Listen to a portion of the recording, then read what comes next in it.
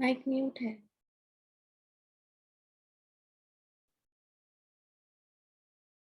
मेरे ठीक सामने आकाश में मध्यम होता चंद्रमा है।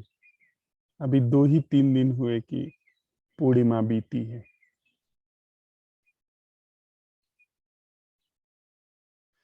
पहाड़ के पीछे से सूर्योदय होने ही वाला है।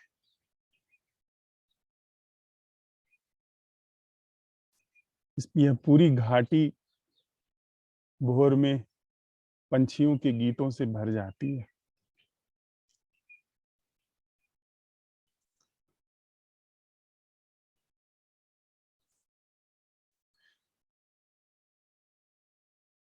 पीछे चाय के बागान हैं। उनसे छू करके आती वह पवन जो पहाड़ पर बर्फ को छू करके आती है, अपने साथ साथ उनकी खुशबू भी ले आ रही है।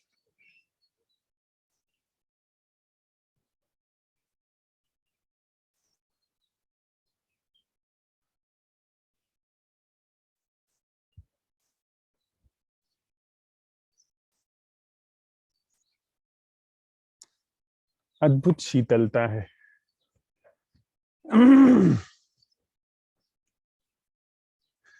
आज हमारी ध्यानशाला की 7वीं बैठक है और यह चौथे दिन की भोर है। हम लोग साथ साथ चलते हुए पावन क्या है उसका अन्वेषण कर रहे हैं।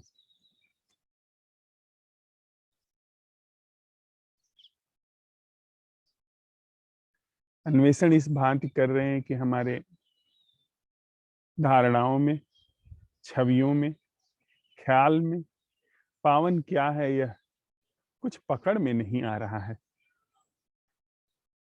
ऐसी कला से अन्वेषण कर रहे हैं कि पावन जैसा कुछ हो, यदि पावन जैसा कुछ है तो वह हमारी अपावनता को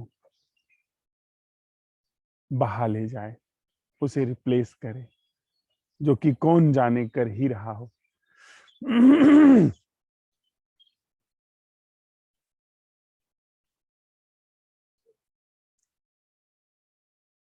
हम लोगों ने प्रश्न उठाया था कि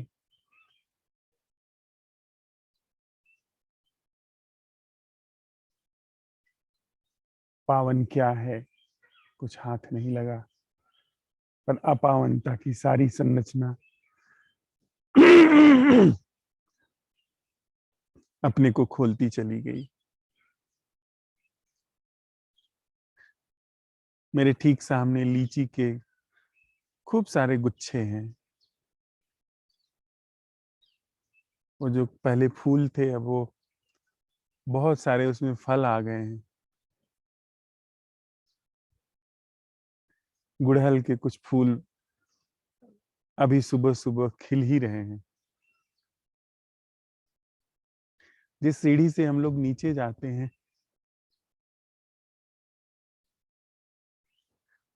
उसके एक और खूब सारी अमियां लगी हुई हैं और वो बिल्कुल सीढ़ी पे आकर के छाई है।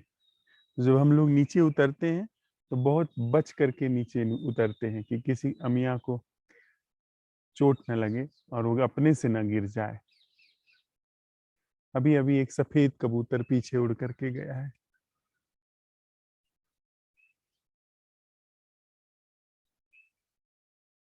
हमें उत्तर भले कुछ नहीं आया, लेकिन जो भी अपावनता थी वह पकड़ में आनी शुरू हो गई। हम प्रश्न उठाए कि वह क्या है जो पावन है, उसका उत्तर हमें नहीं आया। पर इस प्रश्न की कला ने हमारे भीतर ऐसी अद्भुत बुहारी लगानी शुरू की, ऐसा हमें पूछना शुरू किया कि अपावनता के रूप में जो भी हमारी उपस्थिति है, जो भी हमारी संरचना है, वह वैसी नहीं रही जो इस प्रश्न के उठाने से पहले थी। इसी क्रम में हमने प्रश्न उठाया कि हमारे जीवन में क्या कुछ ऐसा है जो खंडित नहीं है, क्योंकि सीधी सी बात हमें यह दिखाई पड़ी कि जो खंड खंड है, जो टूटा है, जो विभाजित है, उसमें घर्षण होगा, द्वंद्व होगा, होता ही है। तो क्या कुछ ऐसा है जो खंडित नहीं? इस क्रम में हमने पाया कि हमारा जीवन में तो कुछ भी ऐसा नहीं है जो खंडित न हो। सब कुछ खंडित है। हाँ, जब हमने यह सवाल उठाया कि वह क्या है जो अखंड है, तो सारा खंडित अवलोकन का अखंड अवलोकन शुरू हो गया। सारी खंडित संरचना का अखंड अवलोकन हमने पाया। वहां से हमें कुछ झलक मिली कि हाँ, ऐसा अवलोकन, ऐसा जीवन संभव है जो खंडित नहीं है। हम फिर और अपने को मांजते हुए, जागते हुए, परखते हुए, अपनी आंखों को पैनी करते हुए, अपने हृदय को स्वच्छ करते हुए आगे बढ़े। सीधी सी बात है कि सिर्फ यही एक कमाई है जो हमारे भीतर प्रवेश करती है, जो हमारे जीवन में प्रवेश करती है। इसके अतिरिक्त सब कुछ तो अहम खा जाता है। सब कुछ वह खा जाता है जो मायावी है। और मायावी कुछ इस तरह से है कि उसे खाने को तो खूब चाहिए, पर जीवन में कहीं उसकी पोषकता, कहीं उसका स्वास्थ्य नजर नहीं आता। हमने खुद को कितना खिलाया है, कितना कुछ चाहा जो नहीं हम हो पाए, हमको नहीं मिला, पर कितना कुछ चाहा है जो हमने पा लिया है। उसके बावजूद भी हमारी यह जो भूख है नहीं मिटी, न ही हमारे अंदर की दीनता और दरिद्रता मिटी, बल्कि इसे इस मायावी को भोजन देते हुए इसका पेट ही और बड़ा होता चला गया है। तो अब जो कुछ हम कर रहे हैं वह निपट उस जीवन के लिए कर रहे हैं जो वास्तविक है, जो यथार्थ है। चाहे हमें पोषण का, चाहे हमें भोजन का एक दाना भी मिलता हो, लेकिन अब इतनी बात स्पष्ट है, तय है कि यह दाना, यह भोजन व्यर्थ नहीं जाएगा। इसका अनावश्यक अपव्यय नहीं होगा, झूठ में अपव्यय नहीं होगा। तो हम आश्वस्त हैं कि तिल भर भी चले, सम्यक गति हो, और हो रही है। हमने फिर प्रश्न उठाया कि क्या है वह जो, क्या हमारे जीवन में है वह जो विश्वास और अविश्वास से मुक्त है। हमारे जीवन में कुछ ऐसा है जिसमें न विश्वास है न अविश्वास है। हमने उसका परीक्षण करना शुरू किया, पता लगाना शुरू किया। हमने पाया कि हमारे जीवन में कुछ भी ऐसा नहीं है जो विश्वास और अविश्वास के द्वारा स्थापित न हो। और यह बात तो स्पष्ट है कि विश्वास या अविश्वास जैसी संरचना को जगह ही तब मिलती है जबकि जो यथार्थ है, जो सत्य है, जो वास्तविक है, उसका स्पष्ट बोध न हो, उसकी स्पष्ट जीवन में गति न हो, उसकी स्पष्ट प्रतिभिज्ञा न हो। तभी हम विश्वास और अविश्वास जैसी संरचना को महत्व देते हैं। उनको महत्व ही तभी मिलता है। तो यदि हमारे जीवन में यह हम अपनी आंख से देख पा रहे हैं साथ चलते हुए कि हमारे जीवन में कुछ भी ऐसा नहीं है जो विश्वास और अविश्वास की संरचना से अछूता हो, तो हम पहला ही जो उद्घाटन पा रहे हैं जो कि घबराने वाला है। हमने समझा था कि नहीं नहीं, हमारे जीवन में बहुत कुछ है, रिश्ते हैं, नाते हैं। जिस स्त्री को मैं प्रेम करता हूँ, जिस बच्चे को मैं प्रेम करता हूँ वह तो मेरा है, वह तो अपना है। उसमें कौन सी झूठ है?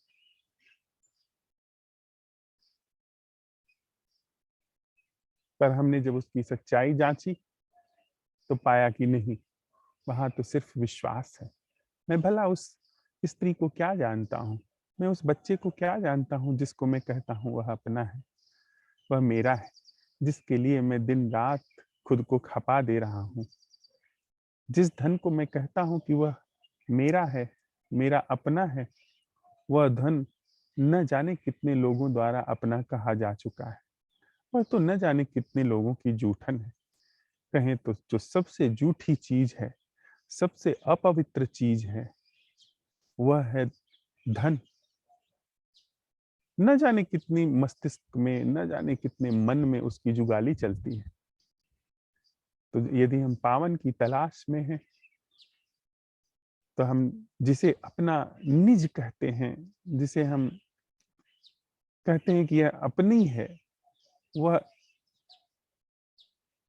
बनावटीपन, वह संस्था तो है ही, और साथ ही वह इतना झूठा है जिसकी सीमा नहीं, और उसकी अपावनता भंग भी नहीं होती।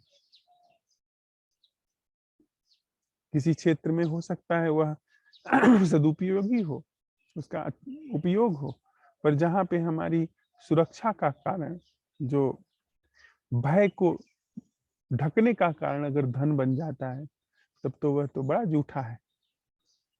जीवन के स्थान पर यदि धन चलने लगे, जीवन के स्थान पर यदि धन का विश्वास जगह ले ले, तब तो बड़ी बड़ी हानि हुई, बड़ी कारज में हानि हुई और हो रही है।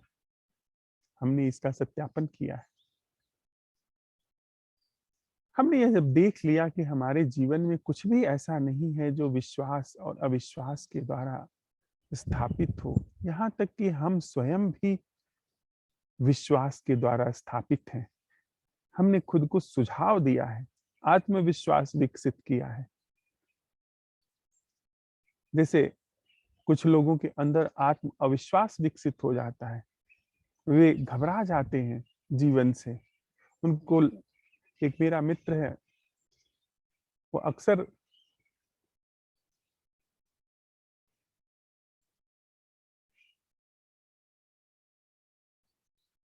मुझे कहता है कि उसे बड़ा संकोच है, बड़ा घबराहट है कि उसको लोग देखते हैं तो अजीब नजरों से देखते हैं।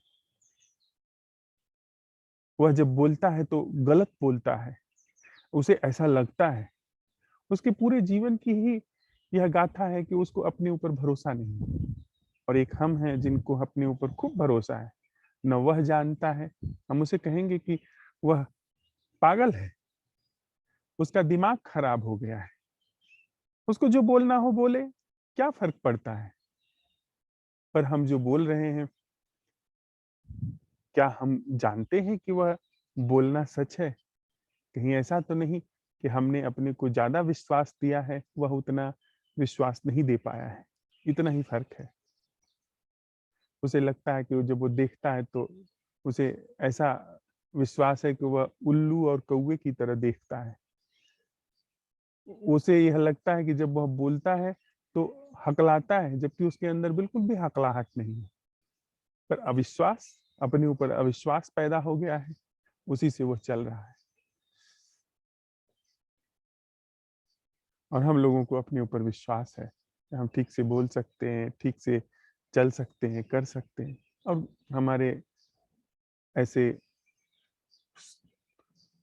शुभाषितानी हैं, ऐसे वक्तव्य भी हैं कि अपने ऊपर भरोसा रखो, आत्मविश्वास रखिए, आत्मविश्वास को मजबूत बनाइए। इसी सब से हमारा जीवन चलता है।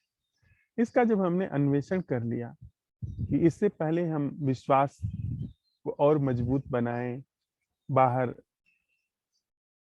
संस्थाओं पर, ईश्वर पर, स्वर्ग नर्क पर विश्वास और मजबूत करें, या अपने ऊपर विश्वास मजबूत करें, संबंधों में विश्वास निर्मित करें, संबंधों में निष्ठा बनाएं, संबंधों में ऐसा भरोसा विकसित करें जिससे कि संबंध टूटे ना, वगैरह वगैरह, जो कि हम लोग करते हैं। उससे पहले हम क्या यह पता लगाना समीचीन नहीं होगा कि हमारे जीवन में क्या कुछ भी ऐसा है जो विश्वास अविश्वास से मुक्त हो, जिसके साथ हम लोग कल चले थे। रात भर में हम लोगों ने उस प्रश्न पर अपना जीवन दिया है, अपनी जीवन ऊर्जा को बहाया है। वह क्या है जो विश्वास अविश्वास से मुक्त है, जो वास्तविक, जो यथार्थ है। ब्रिटेन की एक लोक कथा है जो वहां के ग्रामीण अंचल में प्रचलित है। मिस मैरी नाम की एक युवती, जिसके 2 भाई थे, उसे बहुत सारे युवक प्रेम करते थे, और उन सारे युवकों में एक युवक ऐसा था जो सबसे ज्यादा बहादुर था और सबसे ही बलिष्ठ था, सबसे ज्यादा धनवान था, सबसे ज्यादा बुद्धिमान था, सबसे ज्यादा सुंदर था। और मिस मैरी को भी ऐसा एहसास हुआ कि वह उसे सबसे ज्यादा प्रेम करता है। तो स्वाभाविक सी बात है, हम लोग जो श्रेष्ठतम विकल्प होता है उसे चुन लेते हैं, न कि जो श्रेय से निकला हुआ विकल्प हो उसे चुने। हमारी बुद्धि जिसे श्रेष्ठ समझती है, श्रेष्ठ ठहराती है, वह विकल्प हम चुन लेते हैं। बुद्धि विकल्पों में चलती है। बुद्धि यह थोड़ी देखती है कि क्या सच है, क्या जीवन के लिए श्रेयस्कर है। उसके समक्ष जो भी विकल्प होते हैं उसमें श्रेष्ठतम विकल्प चुन लेती है।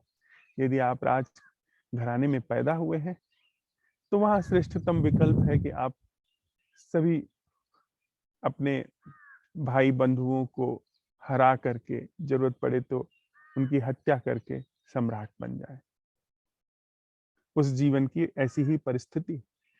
आप यदि किसी सेठ के घर में पैदा हुए हैं तो सारी जुगत ऐसी रहती है कि अधिक से अधिक जो पारिवारिक संपत्ति है उस पर कैसे आपका हक हो जाए, कैसे आप उस पर अपना मालिकाना हक जमा ले। उसके लिए फिर आप बनाए हैं हम लोगों ने कि बराबर बराबर बंट जाए, पर उपाय सब भीतर यही चलता रहता है कि ज्यादा से ज्यादा कैसे हाथ लग जाए, ज्यादा से ज्यादा कैसे हम ज्ञानी हो जाएं, हम पंडित हो जाएं। यदि मैं किसी पंडित के घर, प्रोफेसर के घर पैदा हुआ हूं तो उपाय चलता है कि किस तरीके से ज्यादा ज्ञान अर्जन हो। और हम लोग अपने माता पिता, पीढ़ी दर पीढ़ी जो लोग हमारे पूर्वज रहे हैं उनके आधार पर ही विकसित होते चले जाते हैं, न कि हम श्रेय देखते हैं। हम प्रचार से चलते हैं, परंपरा से चलते हैं, उसके आधार पर ही हम उसी के क्रम में ही हमारी बुद्धि विकसित होती है। यदि हमारी बुद्धि श्रेय के आधार पर विकसित होती तो हो सकता है कि भले ही हम किसी राजघराने में पैदा हों या मजदूर के घर में पैदा हों, हम पहले जीवन के संबंध में प्रश्न उठाते कि क्या हमारे जीवन में कुछ भी ऐसा है जो विश्वास और अविश्वास से मुक्त है। क्योंकि मैं क्या खाता हूं, कहाँ रहता हूं, कैसा मेरा सामाजिक जीवन है, वह बात बहुत बाद की है। पहली बात है कि मैं कैसे धड़कता हूं, मेरी धड़कन में क्या विश्वास और अविश्वास का झूठा जीवन चल रहा है या फिर कोई सच्चा जीवन है। अगर झूठा जीवन चल रहा है तो एक सांस हो या लाख सांस हो, सारी सांसें झूठी गई, सारे यत्न उसके द्वारा किए गए झूठे गए। और अगर सच्चा जीवन उद्घाटित है तो फिर हम कभी कभी तो लोग बिल्कुल अभावों में भी जी करके नाचते हुए गए हैं इस धरा पर से। इस जमीन पर बहुत थोड़े से ही लोग रहे होंगे, लेकिन जिन्होंने श्रेय का अन्वेषण किया, श्रेय का मार्ग चुना, उन लोगों ने नाचते हुए इस जमीन पर से विदा ली। और जिन्होंने प्रेय का मार्ग चुना, जिन्होंने जो परंपरा चल रही है, प्रचार चल रहा है, जहां विकल्प है, उसका मार्ग चुना, वे लोग जैसे जाते हैं, आप लोगों ने देखा होगा अपने आसपास लोगों को जाते हुए, वे कैसे जाते हैं वो हम जानते हैं। रोते हुए, तड़पते हुए, पछताते हुए, आंसू बहाते हुए, मूर्ताओं में लोग जीवन से विदा लेते हैं। जो किया है जीवन भर, वही अंतिम समय में भी आता है।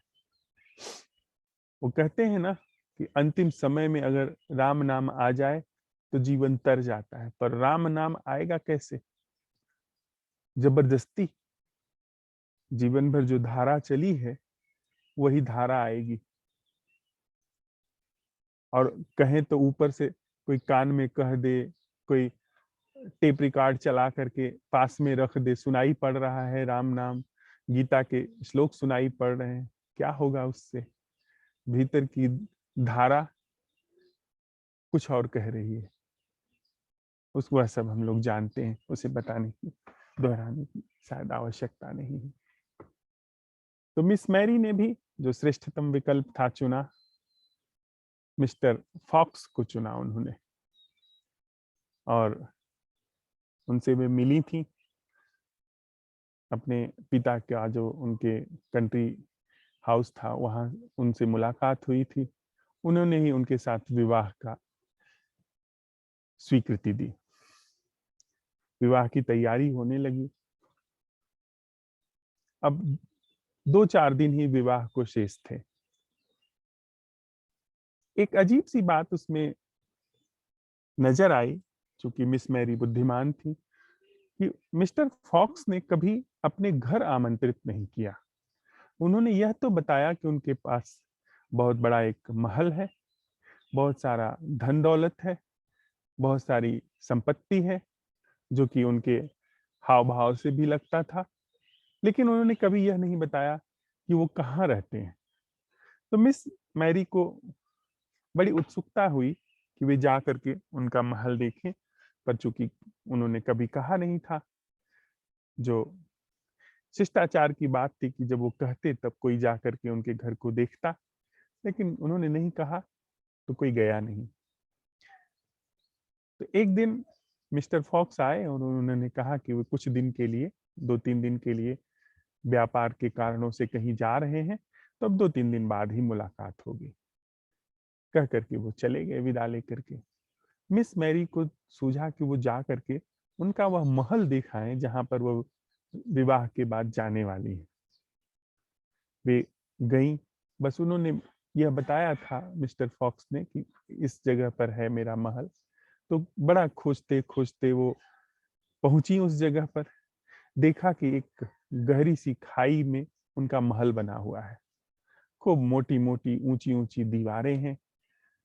वो खोजते खोजते द्वार पर पहुंची तो उस पर लिखा था कि साहसी बने रहिए। उन्हें कुछ समझ में नहीं आया।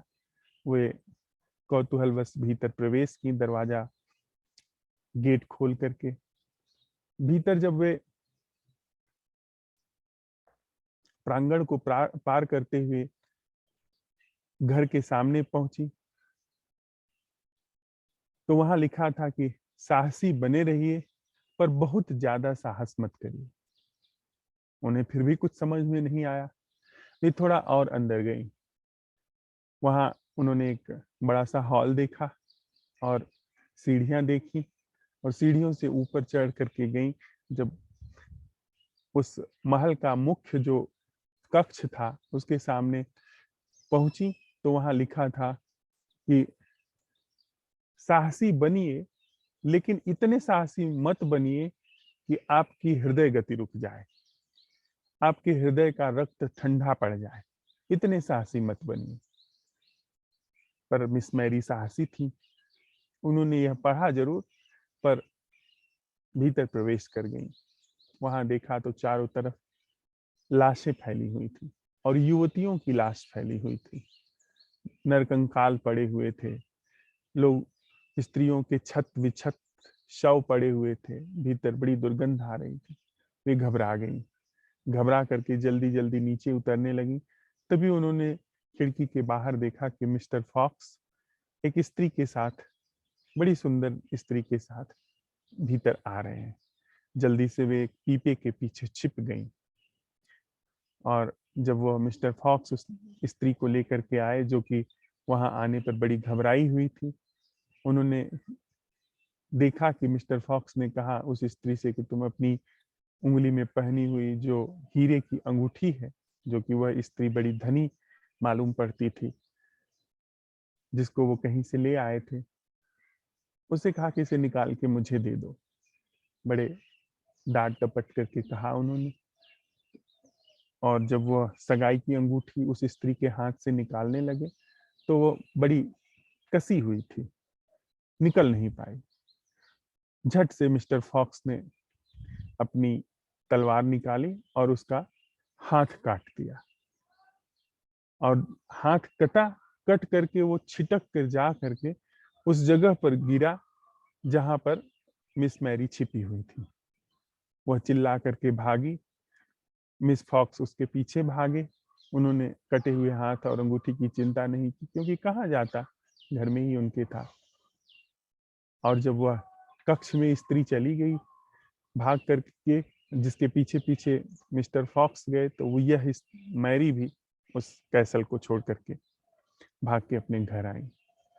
उसके दूसरे दिन ही विवाह का कार्यक्रम था। मिस मैरी और मिस्टर फॉक्स जो औपचारिकता थी विवाह की, वह निभने वाली ही थी। तो मिस मैरी ने सामने बैठ करके उनके कहा कि मिस्टर फॉक्स, मैंने कल एक स्वप्न देखा है। तो मिस्टर फॉक्स ने कहा कि अक्सर करके स्वप्न जो हम देखते हैं उसके विपरीत होते हैं। स्वप्न ही है, चलिए विवाह की औपचारिकता पूरी करें। तो उन्होंने कहा नहीं, मैं फिर भी बताना चाहती हूँ स्वप्न क्या है। तो सभी लोग उत्सुकतावश बैठ गए चारों तरफ उन लोगों को घेर करके। उन्होंने कहा कि उन्होंने स्वप्न देखा कि मैं आपके घर पहुंची हूँ जहां पर लिखा हुआ है कि साहसी बनिए। तो मिस्टर फॉक्स ने कहा न यह सच है, न यह सच नहीं है, क्योंकि यह तो स्वप्न है। स्वप्न को क्या सच कहना, क्या नहीं सच कहना। तो मिस मैरी ने कहा अच्छा, हो सकता है ऐसा। उन्होंने कहा मैं जब आप स्वप्न में आपके घर के अंदर गई तो वहां मुख्य दरवाजे पे यह लिखा था कि सच की साहसी बनिए, लेकिन ज्यादा साहसी मत बनिए। तो उन्होंने कहा मिस्टर फॉक्स ने कि न यह ऐसा है, न यह ऐसा नहीं है, सपना है, सपने जैसा है, इसमें क्या हाँ नहीं कहना। उन्होंने कहा कि मैं और अंदर गई तो कक्ष देखा एक, जिसके सामने लिखा था कि इतने साहसी बनिए, पर इतने साहसी मत बनिए कि आपके हृदय का खून ठंडा हो जाए। तो मिस्टर फॉक्स ने कहा कि न यह सच है, न यह सच नहीं है, सपना है। इसके बाद उन्होंने कहा कि मैंने आपको मुख्य दरवाजे से आते देखा। आप एक स्त्री के साथ आ रहे थे। जब आप महल में प्रवेश किए तो आपने उसकी अंगूठी लेने के लिए उसका हाथ काट दिया। तो उन्होंने कहा न यह सच है, न यह सच नहीं। Neither it is so, nor it is not so.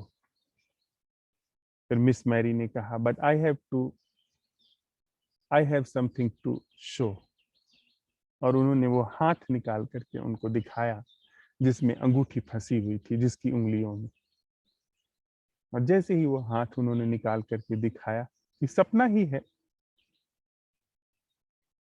यह सपना ही है, पर यह हाथ तो झूठ नहीं है ना। इस हाथ में की उंगली में फंसी हुई अंगूठी तो झूठ नहीं है ना। और जैसे ही उन्होंने दिखाया, फिर मिस्टर फॉक्स के साथ जो होना था हो गया।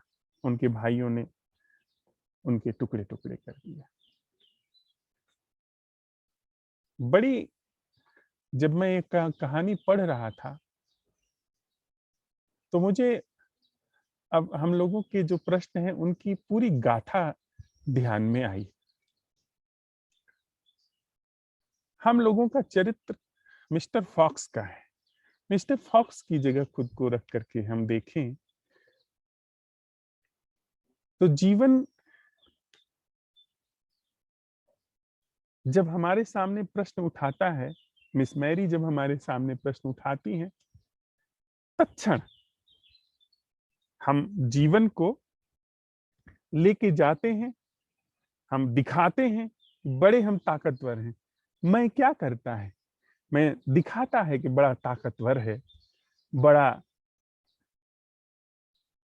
सामर्थ्यवान है, बड़ा सुंदर दिखाई पड़ता है। उसको मैं दावा करता हूं कि मेरे पास बहुत सारा ज्ञान है। दुनिया का हर व्यक्ति दावा करता है कि वो जो सोच रहा है, समझ रहा है वही सही है और उसे सब कुछ मिलना चाहिए। तो उसका रंग रूप, उसका ढंग, मैं का जो सामर्थ्य है वो सबको ऐसे ही दिखाई पड़ता है। और सबसे ज्यादा मैं का स्वरूप आकर्षित करता है। जहां जितना अहंकारी व्यक्ति, अभिनेताओं को देखिए, अभिनेता सबसे अहंकारी वर्ग है। राजनेताओं को देखिए, हम सब राजनेता बनना चाहते हैं। अहंकार की चोटी पर बैठे हुए हैं राजनेता, और हम सब चाहते हैं कि हम भी जाकर के उन चोटियों पर बैठें जहां पर राजनेता बैठे हैं, उन जगहों पर जाकर के बैठे जहां पर अभिनेता बैठे हुए हैं। तो बड़ा आकर्षण है, बड़ा, क्योंकि वो पूरा बना करके रखता है। आप जब जाकर के खुरचे जरा सा किसी अभिनेता का जीवन, तो पाएंगे कि वहां पे सब दुर्गंध ही दुर्गंध है, सब कुछ सड़ा गला ही है। शायद हम लोगों से भी ज्यादा सड़ा गला हो, क्योंकि हम लोगों को तो थोड़ा सा पता भी चलता है। वहां तो इतना नाटक है जिसका पता भी नहीं चलता होगा। वो भूल ही जाते होंगे कि कौन सा सच है जीवन, कौन सा झूठ है जीवन। इतने पात्रों में, इतने चरित्रों में उतर चुके होते हैं वो। तो हम बहुत सामर्थ्यवान दिखते हैं, और हम करते क्या है? इस मैंने जीवन का क्या किया है उसको बहला फुसला के हम ले गए हैं और उसका सिर्फ शोषण किया है। मिस मैरी का ले जाकर के मिस्टर फॉक्स ने मिस मैरी जैसी स्त्रियों का, न जाने कितनी स्त्रियों को ले जाकर के काट पीट करके जो भी उनका जीवन था छीन लिया है। इस धरती पर जितने जीवन अब तक आए हैं अहंकार के द्वारा छीन लिए गए। पर कभी कभी कोई मिस मैरी जैसी बुद्धि भी हो जाती है। तो मिस मैरी जिसने सवाल उठाया, जिसने जाकर के खुद पड़ताल की, मिस्टर फॉक्स को नहीं सुना कि उनका कैसल कहाँ है, मिस्टर फॉक्स को नहीं सुना कि उनका धन वैभव क्या है, खुद जाके पड़ताल की। जो कि हम खुद जा करके पड़ताल शुरू कर रहे हैं। हम का मतलब कि हम, हमारा अन्वेषण पड़ताल शुरू कर रहा है। तो पड़ताल जब हमने शुरू की, जब अन्वेषण की बात शुरू हुई, तो जा करके भीतर दिखा, जो कि हमने जैसे कल देखा ना, क्या हमारे जीवन में कुछ ऐसा है जो विश्वास अविश्वास से मुक्त है? तो पाया कि वहां कुछ नहीं, वहां पे सिर्फ कंकाल लाखों करोड़ों साल के पड़े हुए हैं, लाखों करोड़ों साल के विश्वास पड़े हुए हैं। यह जो मैं का विश्वास है अरबों खरबों साल का पड़ा हुआ है, उसके अलावा और वहां कुछ नहीं है। सब जूठन, सब सड़ा गला है। तब फिर आकर के अब संवाद हो रहा है जीवन का मैं से, कि क्या है कुछ ऐसा जो विश्वास अविश्वास से मुक्त है। तो मैं क्या उत्तर देता है कि यह सब सपना है, जबकि वह वही उसी जिसको वह अब सपना कह रहा है, जो कि चतुर बुद्धि बहुत तेजी से कहती है। जो चालाक है, कुटिल बुद्धि है, जितनी ज्यादा कुटिल बुद्धि है, वो तत्क्षण यह कहती है कि यह भी तो झूठ हो सकता है, और हम सबकी बुद्धि कुटिल है। बुद्धि का अर्थ ही है कुटिल है। जब बुद्धि प्रवेश करती है जीवन के क्षेत्र में, तो सिर्फ कुटिलता का काम करती है। इस मैं ने ही, इस बुद्धि के द्वारा निर्मित मैं ने ही सब बंटाधार किया है, जिसने ले जाकर के अपने घर में और निर्ममता से हत्या की है। विभत्स तरीके से शोषण किया है। लेकिन जब इसके सामने सवाल आता है, वह कहता है कि कहीं यह भी तो झूठ नहीं। अक्सर देखिए, अभी कल ही मेरे मित्र शाम को बैठ करके मुझसे कह रहे थे कि कौन जाने यह भी एक धोखा हो जो आप कह रहे हैं। तो मिस्टर फॉक्स संशय करते हैं कि सपना है। अब जीवन कह रहा है कि क्या कुछ है जो विश्वास अविश्वास से मुक्त है कुछ नहीं। तो वो कह रहे हैं कि हाँ, इधर विश्वास अविश्वास से मुक्त कुछ नहीं है, पर हो न हो यह भी एक एक नए तरीके का अविश्वास हो या विश्वास हो। तो neither it is so nor it is so. हो सकता है यह भी एक सपना हो, सपने में भी है, सपने में ही यह स्वप्न चल रहा हो।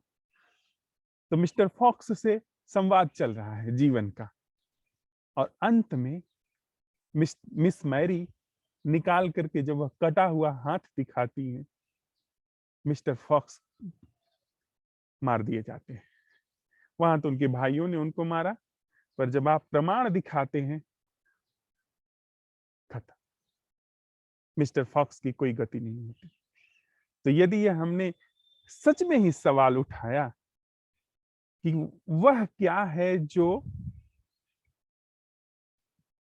विश्वास और अविश्वास से न्यारा है, खंड की समूची संरचना से न्यारा है, जो अखंड है, तो इस प्रश्न के आलोक में जो विश्वास और अविश्वास का गिरना शुरू हुआ एक तरफ, और दूसरी तरफ विश्वास से और अविश्वास से निर्मित यह जो मैं की संरचना पकड़ में आई, जो इसकी करतूतें पकड़ में आनी शुरू हुई हैं, वह करतूत जो मिस्टर फॉक्स ने की थी, वह करतूत जो मिस्टर मैं कर रहे हैं, उनकी सारी करतूतें, सारी कुटिलताएं जो अब तक जो सिर्फ दुख रही है, हम दिखा सकते हैं ना कि भाई देखो तुमने दुख दिया है, और अब इस प्रश्न के आलोक में दुख गिरना शुरू हुआ है।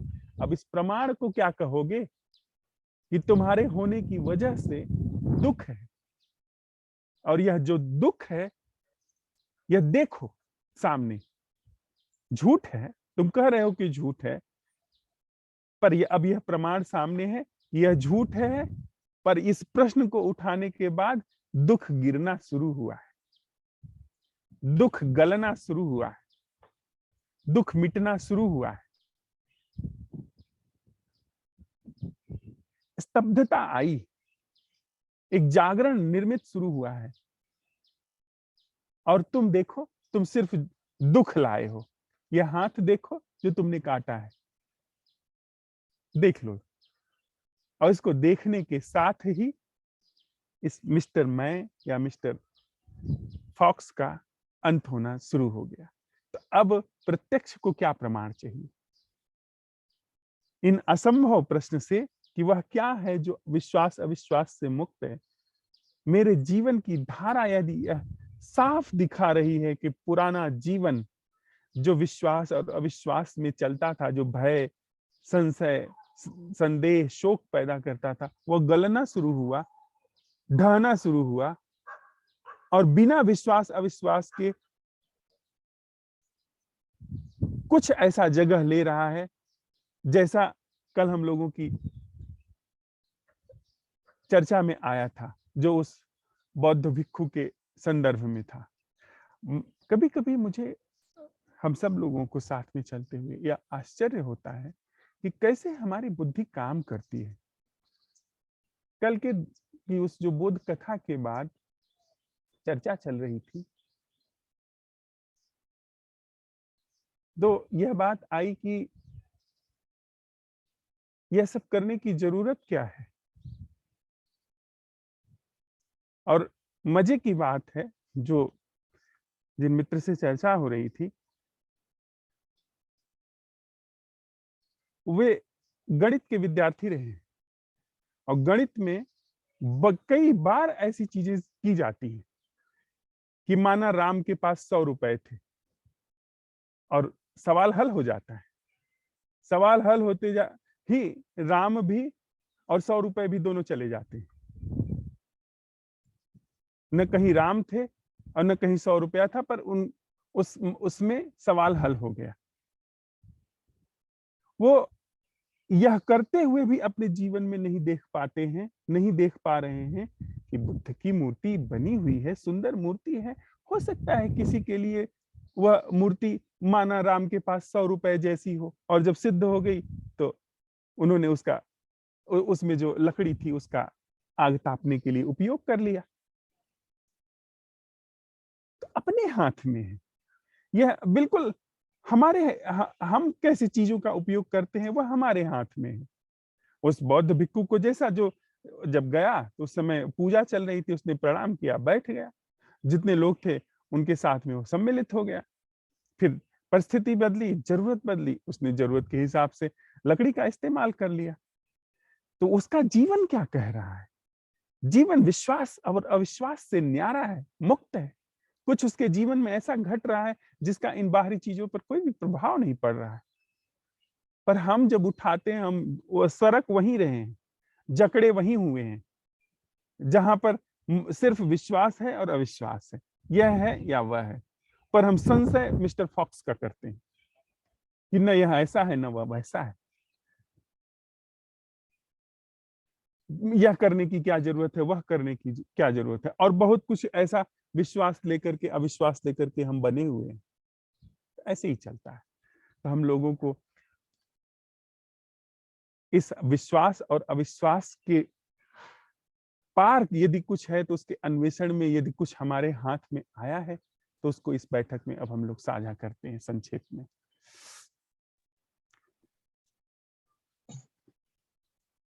हेलो सर, हाँ नमस्ते। मित्र, नमस्ते, बोलो। सर मैं थोड़ा सा लेट हो गया था, मैं सिस्टर को छोड़ कर आया था बस स्टैंड तक, तो 15-20 मिनट की ये जो मीटिंग है मिस हुई मुझसे। कोई बात नहीं, आप शुरू करो। हाँ, तो मैं रास्ते में था तो मेरे दिमाग में कुछ चल रहा था इस चीज को लेकर कि मेरी लाइफ में क्या मिसिंग हो रही। तो मैं ये देख रहा कि जो रुचि है, इंटरेस्ट है, मतलब वो मिस हो गया।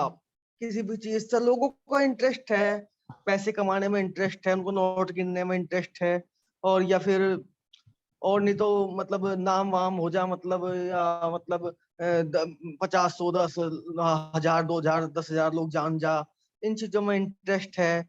या फिर और नहीं तो कुछ और चीजों में भी इंटरेस्ट हो सकता है। कुछ लोगों को शाम को ड्रिंक करने में भी इंटरेस्ट है, या और मैं और चीजों में भी इंटरेस्ट हो सकता है। लेकिन मैं ये चीज फील कर रहा था कि तेरी लाइफ में कोई इंटरेस्ट नहीं है, इसीलिए शायद लाइफ मिस हो रही है। इंटरेस्ट ही जीवन है, रुचि ही जीवन है। तो ये भी एक विश्वास ही है, या मैंने शायद कहीं पढ़ा हुआ है, या वास्तविक चीज है ये, जो ये रुचि वाला जो सिस्टम निकल कर आ रहा। इवन मैं बताऊं, ये जो वर्कशॉप में ज्वाइन कर रहा, ये मैंने शायद रुचि में नहीं, एक आशा में या होप में करी। जैसे कहते ना कि एक जैसे भाई बीमार पड़ा हूँ कि ले ले, या तू ये दवाई खा लिए, हो सके तो ठीक हो जा। तो इस तरह से ये वर्कशॉप मैं इस तरह ज्वाइन कर रहा। तो सर मुझे बताइए कुछ, क्या मतलब ये जो रुचि का भी ये भी एक विश्वास ही है ना?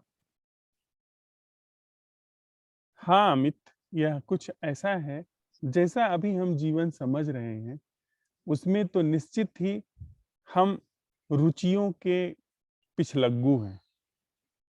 कुछ रुचियां हैं जो जैविक हैं, कुछ रुचियां हैं जो संस्कारित हैं, जो हमारे समाज से आती हैं, पीढ़ियों दर पीढ़ियों से आती हैं, उससे हम चलते हैं।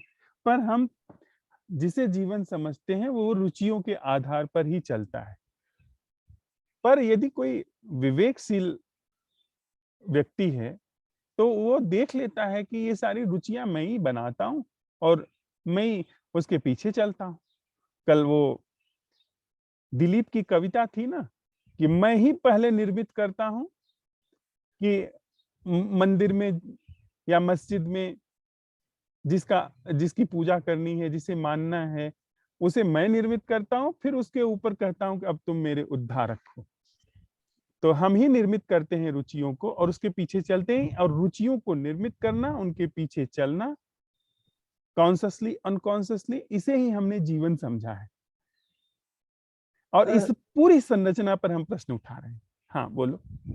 सर जैसे एक बच्चा होता है, बच्चे के अंदर भी जो रुचियां डेवलप की जाती है या डेवलप होती है, चाहे उसकी खिलौनों में रुचि हो या फिर उसको फिर नई कोई टॉय खरीदना हो, या मतलब वो भी उसके अंदर भी इंटरेस्ट, उसकी जो पुलक होती है मैंने देखा है उसकी रुचियों के आधार पर होती है, क्योंकि उसके उसने कुछ देखा नहीं होता तो उसको जो जो मिलता चला जाता है उसके अनुसार उसे जीवन में अच्छा लगे।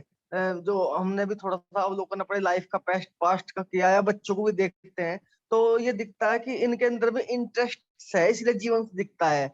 और हमारे इंटरेस्ट है ना मर गए, या एक दो जो कोई नैसर्गिक इंटरेस्ट थे वो परिस्थितियों ने अलाउ नहीं किए, जैसा कि मेरे अंदर शायद थोड़ा बहुत था, मैं थोड़ा घूमने फिरने का मेरे अंदर मन में था, वो चीजें सरकमस्टेंसेस ने अलाउ नहीं करी। जिम्मेदारियां आ जाना, मतलब मम्मी पापा का एक्सपायर हो जाना, फिर यहाँ फैमिली में कोई इस तरह का ना सिस्टम होना, तो तो ये जो बच्चे का जो जीवन होता है वो भी तो रुचि आधारित होता है। अगर उसके अंदर में उसको अगर हम कोई इस दुनिया से मतलब जो से दुनियावी चीजों से दूर रखे, और उसके अंदर वैसी रुचियां पैदा ना होने दी जाए, जैसे मतलब आम बच्चों में होते हैं कि मतलब उसको कोई टॉय खरीदना है, या फिर मतलब जैसे कि अ,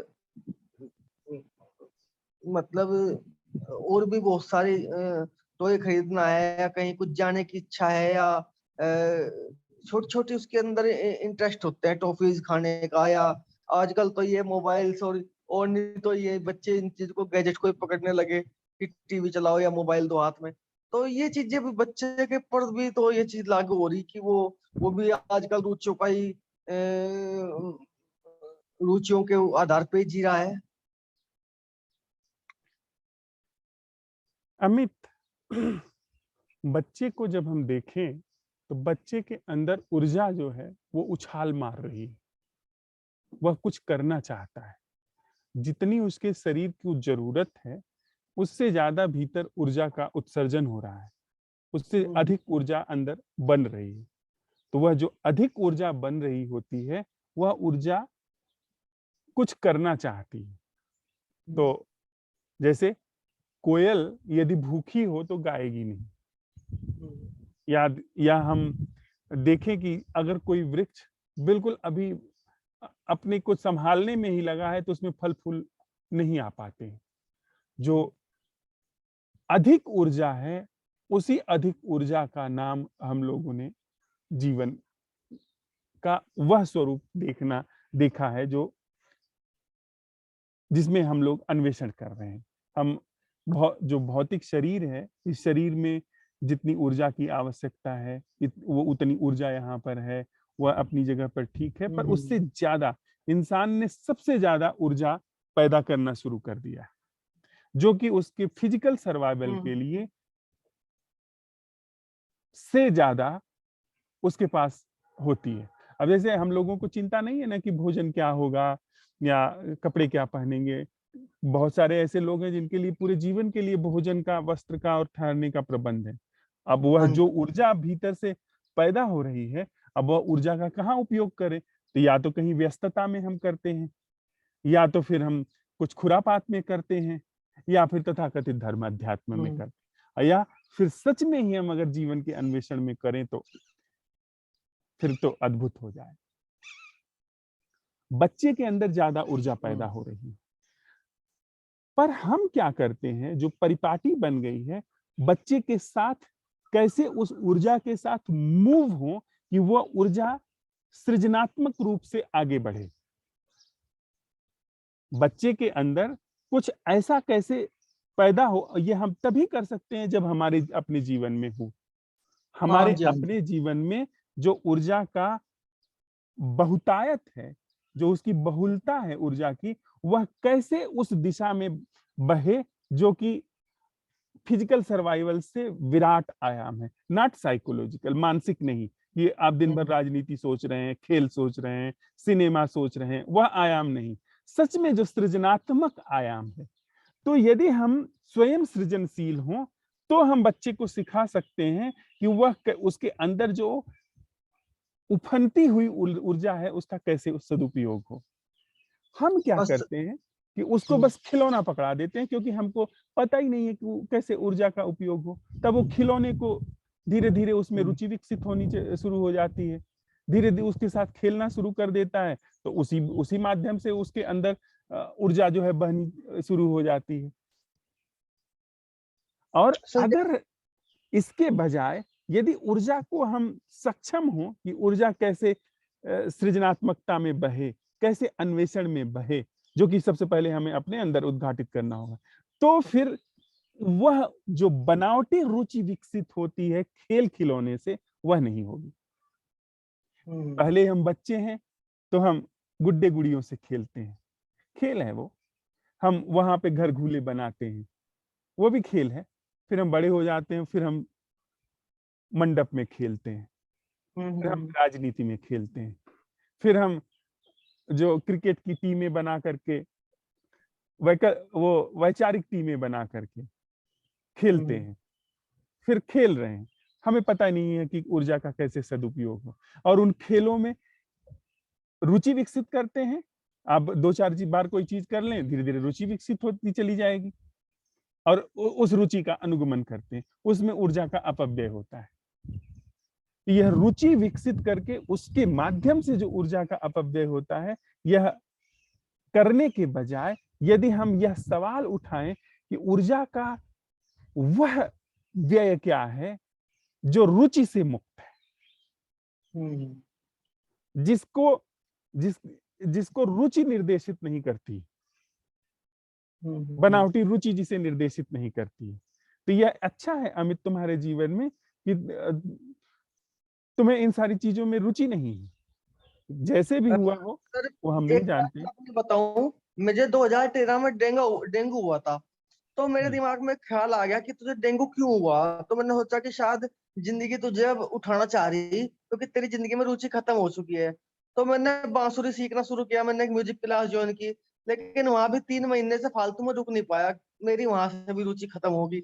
फिर मैंने सोचा फिर पीछे गार्डन बना ले, लोन बना ले, इसमें काम करा करिए। तो वहां भी मैंने 5-6 महीने काम करा। तो तो उसमें मैं 8-8 घंटे काम करने लगा, पूरे पूरे दिन उसमें घास साफ करता रहा।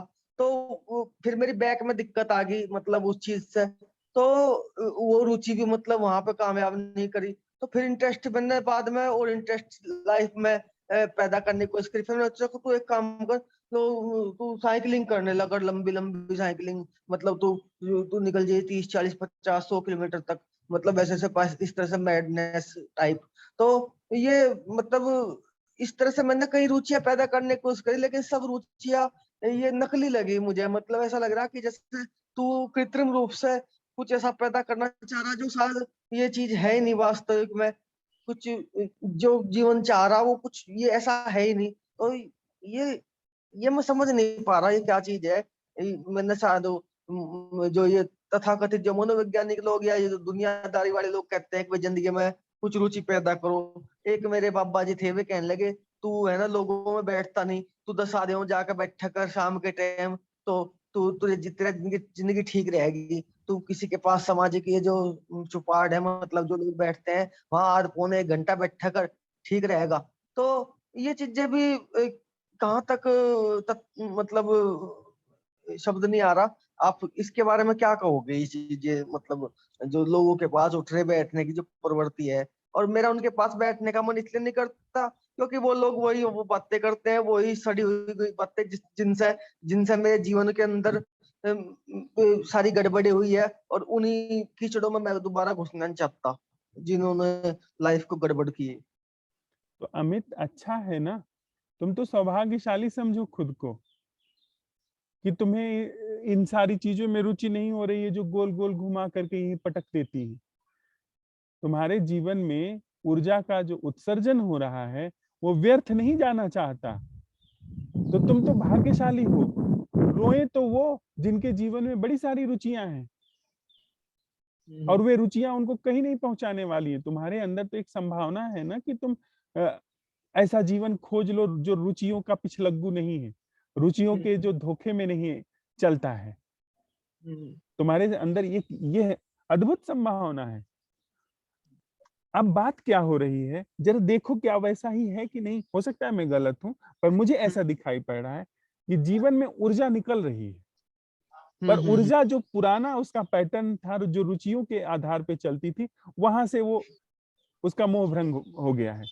और जो हाँ तुम्हारे दुख का कारण है, वह ऊर्जा को सही दिशा न देने का है।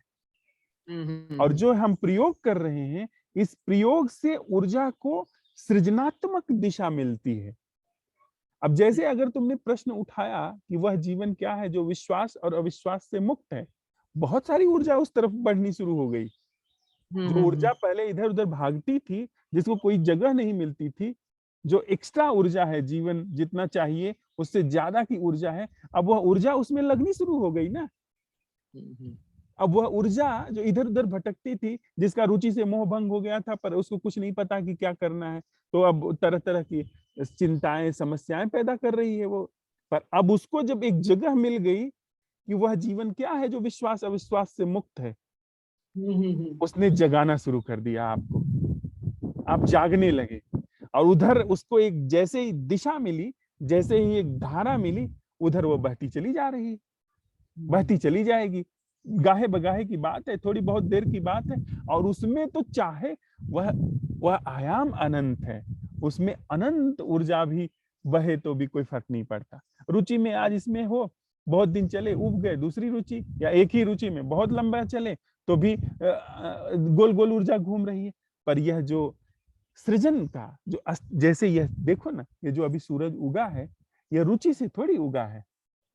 ये जो चारों तरफ संगीत बह रहा है, ये जो शीतल हवा चल रही है, जो ये वृक्ष नाच रहे हैं, यह जो फल-फूल चारों तरफ दिखाई पड़ रहे हैं, ये किसी रुचि से थोड़ी है।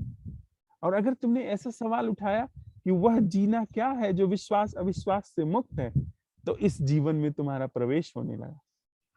इस जीवन में ये ऐसा नहीं है कि बाहर तुम्हारी अभिव्यक्ति आए ना आए, उससे फर्क नहीं पड़ता, पर भीतर जो ऊर्जा है उसको ऐसी एक सृजनात्मक दिशा मिल गई, सृजनात्मक आयाम मिल गया। हाँ जी, देखना।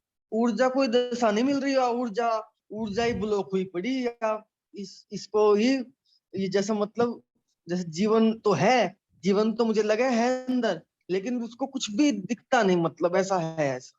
हाँ, और जो ऊर्जा को अगर किसी पैटर्न पे डालने की कोशिश करोगे और चिंतित और पीड़ा होगी, पर ऊर्जा हम्म, को असीम आयाम दोगे, जो कि ये प्रश्न दे रहे हैं, तुम पाओगे। थोड़ी ही समय की बात है, अगर उस पर लगे रहे, उस पर प्रयोग चलता रहा, अपने आप वो आयाम उघड़ना शुरू हो जाएगा। और इधर से जैसे ही ऊर्जा उधर बहनी शुरू हुई, ये तुम्हारे जीवन की सारी समस्याएं सिमटनी शुरू हो जाएंगी, गिर जाएंगी, तत्क्षण भी गिर सकती है, एक बार में गिर सकती है। बिल्कुल। परीक्षण करना अमित, सुन करके राजी मत हो जाना, सवाल नहीं उठाना। नहीं नहीं, मेरे लिए तो मुझे तो परीक्षण करना ही पड़ेगा, क्योंकि मैं नहीं तो मेरा तो मामला बड़ा गड़बड़ है, मुझे खुद पता चल रहा। बहुत अच्छा अमित, धन्यवाद। ठीक है सर। नमस्ते सर। नमस्ते अनिल। सर, चिड़ियों की चहचहाट की आवाज अभी तक आ रही है, हालांकि आज बहुत देर हो गई है, लेकिन अब भी चहक रही है वो। और थोड़ा गर्म है, चाय का स्वाद बना हुआ है, और बहुत हल्की हल्की हवा चल रही है। जी सर, जो हमारा प्रश्न था ये सर, देखिए इस रूप में जैसे कल आया ये मेरे सामने, इस रूप में ये सवाल पहली बार आया है मेरे सामने। पर ये विश्वास अविश्वास ये काफी टाइम से चल रहा है सर, क्योंकि धीरे धीरे मैं भी ये चीजें सीखने लग गया था कि विश्वास हम उन चीजों पे ही करने लग जाते हैं कि जब हमें कुछ सच का पता नहीं है। और अगर आपको यहाँ रुके रहना है, ये जो सब बह रहा है वहां रुके रहना है, तो आपको कुछ ना कुछ पकड़ना पड़ेगा। तो उसके तहत हम विश्वास को पकड़ के रख लेते हैं। लेकिन ऐसा है कि सर, जैसे ही ये सवाल आता है, मैं बिल्कुल अपनी गति एक अति से दूसरी अति की तरफ पाता हूँ। जैसे कि मान लीजिए मेरा किसी चीज में विश्वास है, और मैं ये प्रश्न मेरे अंदर उठता है कि वह जीवन क्या है जो विश्वास और अविश्वास से मुक्त है। और साथ ही साथ मुझे ये भी पता है कि ये विश्वास और अविश्वास जो है धीरे धीरे गलना चालू हो जाएंगे। तो एक ऐसा खेल चलता है अंदर के जो मेरा पक्का विश्वास है वो दूसरी यति पे जाके बैठने की तरफ, मतलब मैं वहां खिसकना चालू करता हूँ ताकि मेरे को ये भरोसा रहे कि ये विश्वास जो है गलने लगा। हालांकि सजग बना रहता हूँ, वो सवाल वहां खड़ा रहता है, दूसरी यति पे जाने नहीं दे रहा है। और पर कुछ ये ऐसा होता है जैसे सर कुछ कहानियां हैं जो बड़ा सहारा दे जाती है, वो प्रायोगिक तौर पे मेरे जीवन में नहीं उतरी है। जैसे मैंने भी एक कई कहानी पढ़ी थी कि किसी एक वैज्ञानिक ने एक बार ऐसा यह तथ्य घोषित कर दिया था कि पृथ्वी जो है वो सूरज के चारों ओर घूमती है, ना कि सूरज पृथ्वी के चारों ओर घूमता है। इससे पहले ये माना जाता रहा होगा कि सूरज जो है पृथ्वी के चारों ओर घूमता है, क्योंकि वही हमें डूबता और उगता हुआ नजर आता है, तो लोग ऐसा समझते थे। तो जिन लोगों का ये विश्वास था कि सूरज घूम रहा है पृथ्वी स्थिर है, उन लोगों ने उसको धमकी दे दी कि अपना बयान वापस ले, अदरवाइज हम तेरे को मार देंगे। तो उसने अपना बयान वापस ले लिया, बोले ठीक है जैसा तुम कहो, पर तुम्हारे कहने से या मेरे बयान वापस लेने से सच नहीं बदलने वाला है। तो ये कहानी मेरे को बड़ा सहारा दे गई। जब भी कभी मेरे विश्वास पे चोट होती, जब भी कभी चोट होती, तो मैं अपने आप को ये समझाता था कि भैया तुम मानो या ना मानो, जो सच है वो ये है। ठीक है, मैं तुमसे जिद में नहीं उतर रहा हूँ, किसी तरह की बहस में नहीं उतरूंगा, पर बात ये है। और वो कोई वैसे शांति नहीं थी। ठीक है, ये चीज आपको सहारा, मैं सहारा बोल रहा हूँ इसीलिए बोल रहा हूँ कि भाई मैं शांति की तलाश में ही घूम रहा हूँ, तो ये चीज मेरे को शांति दे गई। लेकिन ये शांति कोई वैसी शांति नहीं थी कि इसके बाद सब कुछ ठहर गया है। हाँ, बस थोड़ी देर के लिए वहां से राहत फील करी और आपको लगा कि आपका विश्वास जो है वो अब गल गया है। लेकिन नहीं, वो कहीं दूसरी यति में शिफ्ट हो जाता है। जैसे कई विश्वास ऐसे भी होते हैं, जैसे कुछ मैं ऐसा माना करता था कि जैसे महाभारत का युद्ध हुआ था, ये मेरा प्रगाढ़ विश्वास है। लेकिन कुछ लोग मिलते हैं वो कहते हैं ना सांकेतिक है, कुछ भी नहीं हुआ था, सिर्फ प्रतीकों के रूप में बात की। पहले मुझे अच्छे से याद है, मैं खूब बहस कर लिया करता था इस चीज पे। लेकिन अब ये है कि ठीक है, तुम मानो मत मानो, मुझे पता है। तो अब कल की भी जो बात है उसमें भी मैं देख रहा हूँ कि पहले भी मैं ये चीजें जानता आया हूँ कि अगर कोई मेरे से प्रेम से बात कर रहा है, गर्म जोशी से मिल रहा है, तो ये मेरा विश्वास है कि मुझे भी उससे ऐसा ही मिलना है। कोई गुस्सा कर रहा है तो मुझे उससे झुक के मिलना है। अगर ये डर है कि वो मुझे खा जाएगा उसका, तो मैं झुक के मिलूंगा। और अगर लग रहा है कि नहीं ये कुछ नहीं कर सकता, तो मैं उससे भी तेज गुस्सा करके मिलूंगा। ये मेरे भरोसे है, ये मेरे विश्वास है कि इस तरीके से व्यवहार किया जाता है। लेकिन अब थोड़ा थोड़ा इन चीजों के ऊपर बस नजर जा रही है। मुझे नहीं पता कि ये सजगता है कि नहीं है। पहले बस ऐसा किया करता था, अब थोड़ा इन चीजों का पता रहता है। और तो जैसे ये अभी महाभारत की बात ली, या कुछ और ऐसे ही कुछ उदाहरण है जहां पे तो मैं अपने विश्वास को आसानी से गलने देता हूँ, कुछ मेरे को खास फर्क नहीं पड़ता। लेकिन बात अगर बिल्कुल मेरी निजी आ जाए, जैसे मेरे को कोई ये, मैं अपने आप को ईमानदार मान के चलता हूँ कि मैं ईमानदार आदमी, कोई आगे ये कह देगा ना आप बेईमान, तो फिर देखिए ये मेरा विश्वास कैसा खेल खेलता है। मैं इस चीज के साथ शांति से नहीं रह सकता हूँ। तो ठीक है, आपको जो मानना है मानिए, मैं तो जानता ही हूँ कि सच है, मैं इसके साथ नहीं रह सकता, मुझे उसे प्रूफ करना ही पड़ता। तो बिल्कुल निजी मामलों में, बिल्कुल निजी मामलों में ये विश्वास अविश्वास अभी बहुत बड़ा खेल खेल रहे हैं। थोड़े मुझसे जो दूर के मामले हैं जिन पर मेरे को पहले विश्वास हुआ करता, ठीक है, वहां से अब हल्की हल्की उनकी विदाई होना चालू हो गई है।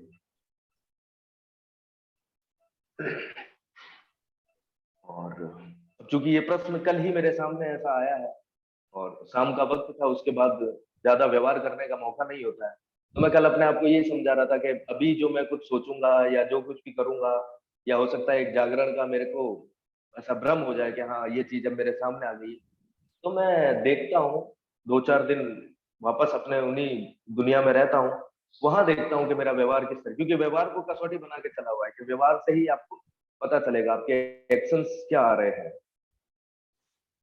तो देखिए ये भी एक तरीके का विश्वास है। मैं दावा करता हूँ कि मेरा व्यवहार अगर इस तरीके से हो जाएगा तो ठीक है, मैंने कोई चीज पा ली। लेकिन वो व्यवहार मॉडिफाई हो सकता है अगर ये विश्वास इतना प्रगाढ़ है। तो कहने का मतलब अभी ठीक है सर, मैं इस सवाल के साथ बना हुआ हूँ, धीरे धीरे और अंदर घुस रहा हूँ इसमें, फिर नेक्स्ट देखते हैं सर क्या है। जी सर। बहुत अच्छा अनिल।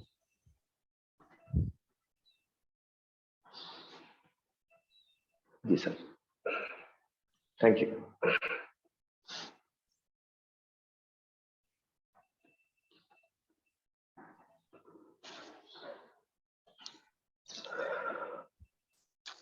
प्रणाम सभी को, नमस्ते। नमस्ते भावना।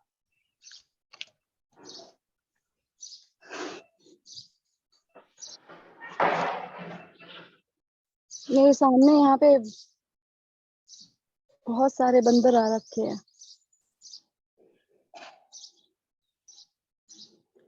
और मैंने उनको कुछ किसी का प्रसाद आया था तो वो दिया, जिसने क्या बोलते हैं, चॉकलेट थी।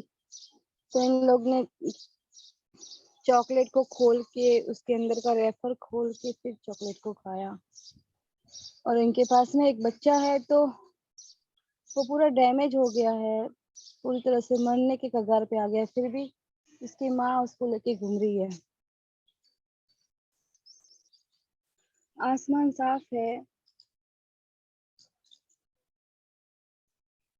चिड़ियों की आवाज है। अभी मेरे सामने एक, यहाँ पे जहाँ बैठी हूँ यहाँ पे बहुत सारे पौधे लगे हुए हैं, तो फूल का भी झाड़ है। कोई फूल लेने आया था, उसने तोड़ा तो उसके साथ में पत्ती भी गिर पड़ी।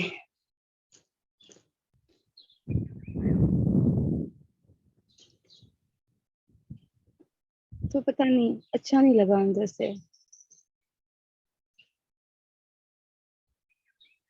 कि कोई दूसरी जगह फूल चढ़ाने के लिए ले रहा है, लेकिन वो जो जिंदा है उसको तोड़ रहा है और उसकी पत्तियां भी गिर रही है, उसका भी उसको होश नहीं है। तो ये देखकर अच्छा नहीं लगा। और विश्वास और विश्वास से न्यारा हुआ जीवन क्या है, तो विश्वास और अविश्वास दोनों ही झूठे लगते हैं, क्योंकि दोनों ही कल्पना के आधार पर किए जाते हैं और ख्यालों के आधार पर किए जाते हैं। जैसे अभी भैया ने बोला महाभारत का, तो वो भी तो एक कल्पना ही है, क्योंकि हमने तो कोई जस का तस देखा नहीं है। किताबें सुनकर, टीवियों में देखकर हम एक कल्पना के आधार पर ही रामायण को जी रहे थे, महाभारत को जी रहे थे और जितने भी ग्रंथ थे उनको जी रहे थे। तो वो सब भी तो झूठे ही है। और क्या, ये जो शब्द दिया हुआ है विश्वास और अविश्वास, तो ये तो सिर्फ शब्द है। विश्वास क्या है हमें कुछ पता नहीं है, अविश्वास क्या है ये भी तो नहीं पता है। हम कैसे बोल सकते हैं? अगर किसी ने हमारे साथ में चीट किया तो हम उसको अविश्वास हो गया, विश्वास के साथ धोखा ये तो सारे शब्द जो हम इतने टाइम से जी रहे हैं, वो हमें जो परंपरागत जो हमारे अंदर डाल दी गई है कि ऐसा होता है तो कहीं विश्वास टूट जाता है, ऐसा होता है तो अविश्वास। तो ये भी तो ये सारे कोरे शब्द है, और जो हम उसमें जी रहे थे उसके आधार पर ही तो जो जीवन जिया था वो था। तो इससे भी मेरे हिसाब से तो नहीं बोलना, ये नहीं बोलना उचित नहीं है विश्वास और अविश्वास। हाँ, इससे न्यारा कुछ है वो हम जानने की कोशिश करेंगे, लेकिन उत्तर तो उसमें आएगा नहीं, क्योंकि उत्तर आएगा तो भी वो भी जो संकलित किया हुआ है वही उसी का उत्तर आएगा, जो हमने अपनी स्मृति में डाला हुआ है तो वही आएगा। तो इसका उत्तर तो आएगा नहीं, इससे जो न्यारा है वो। ये जो चिड़िया की आवाज आ रही है, तो हम जो यहाँ पे जो मैं बैठी हूँ, जस का तस जो है, बस उसी को मतलब कि उसी में जीना जो यहाँ पे है वो ठीक है, लेकिन इसको कोई शब्द तो दे नहीं सकते, क्योंकि शब्द देना भी तो एक उसको हम अपनी कल्पनाओं से ही तो शब्द देना है, क्योंकि हमें तो पता नहीं है ना कि इसका इसका ये शब्द है। अब पेड़ को पेड़ शब्द दे दिया तो हमने भी तो उसको ब्लॉक कर दिया ना, उसको एनर्जी को पूरी तरह से उसको नाम दे दिया। तो हम नाम भी कैसे दे सकते हैं किसी भी बात का? पता नहीं, बस यही बोलना था। अब आपका इसमें आपकी इसमें मतलब आप इसके बारे में क्या सोचते हो भैया, वो मुझे नहीं पता, पर मेरे मन में तो यही बातें उठ रही है। हाँ, हमारे अंदर एक नई संभावना का जन्म होना शुरू हुआ ना भावना, कि अभी तक हम लोग सिर्फ एक ही चीज जानते थे, विश्वास और अविश्वास, और उसी को जीना समझ रहे थे। और यह भी बात सामने आई कि विश्वास और अविश्वास के आधार पर जीना, वो चाहे जितनी समय तक जिया जाए, पर वो झूठा जीना है।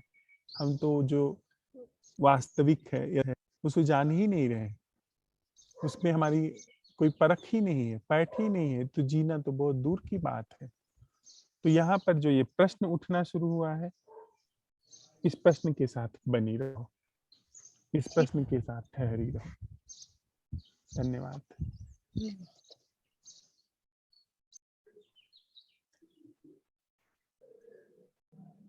Good morning. Good morning Devika. सूरज ऑलमोस्ट पूरा उग गया है, धूप बहुत निकली हुई है, लेकिन हवा भी चल रही है काफी। लोग का आना जाना शुरू हो गया, डे का एक्टिविटी शुरू हो गया है। कल सबका अवलोकन सुन के ये तो अच्छे से पता चल गया कि विश्वास और अविश्वास बुद्धि की संरचना है, बुद्धि का जियोलॉजी का पार्ट है, जो हम अपने जीवन को एक ऑर्गेनाइज्ड वे में या कंफर्टेबल वे में जीने के लिए हमने खुद रचा हुआ है, जिससे हमको कंफर्ट मिलता है। भय से मुक्त होने के लिए हम विश्वास और विश्वास का सहारा लेते हैं।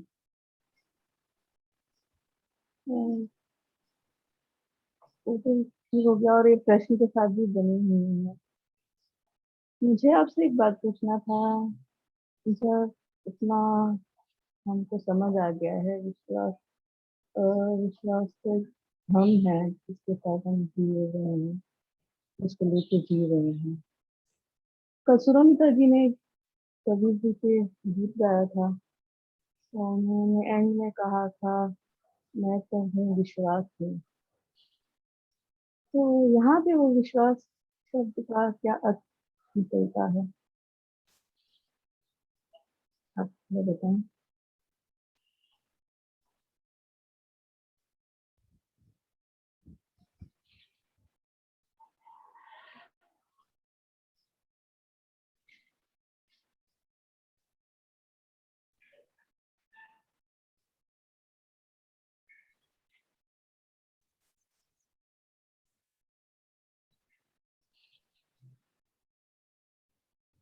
हेलो। हाँ, फिर से दोहराओ जरा अपनी बात। हाँ, कल के अन्वेषण अवलोकन में तो हमको साहब का सुनकर एक क्लियर हो गया है कि विश्वास अविश्वास तो माइंड का चीज है, जो हमने माइंड से क्रिएट किया है अपने लाइफ को चलाने के लिए, एक फियर को ओवरकम करने के लिए। और वो एक भ्रामक चीज है। तो जब ये हमको पता चल गया है, तो बुद्धि की कोई भी चीज सच से नहीं जुड़ी हो सकती है। तो जब तक सुरामिता जी ने ये गीत गाया था, और उनका जो लास्ट एंडिंग था उसमें है, मैं तो हूँ विश्वास में। तो कबीर मैं जी बुला रहा हूँ यहाँ पर। यूज करते हैं तो आपको उसका भी देता हूँ, मम्मी ने क्या करी पीटेगी तुझे। अर्थ है?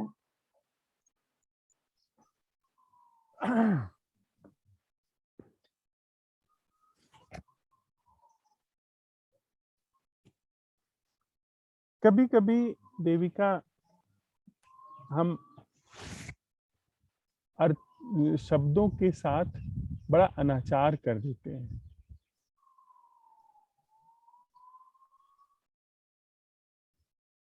तो जब कबीर ने यह शब्द उपयोग किया है, हो सकता है दुनिया भर के लिए इस शब्द का वही अर्थ हो जैसा हम ले रहे हैं, पर जब कबीर ने इस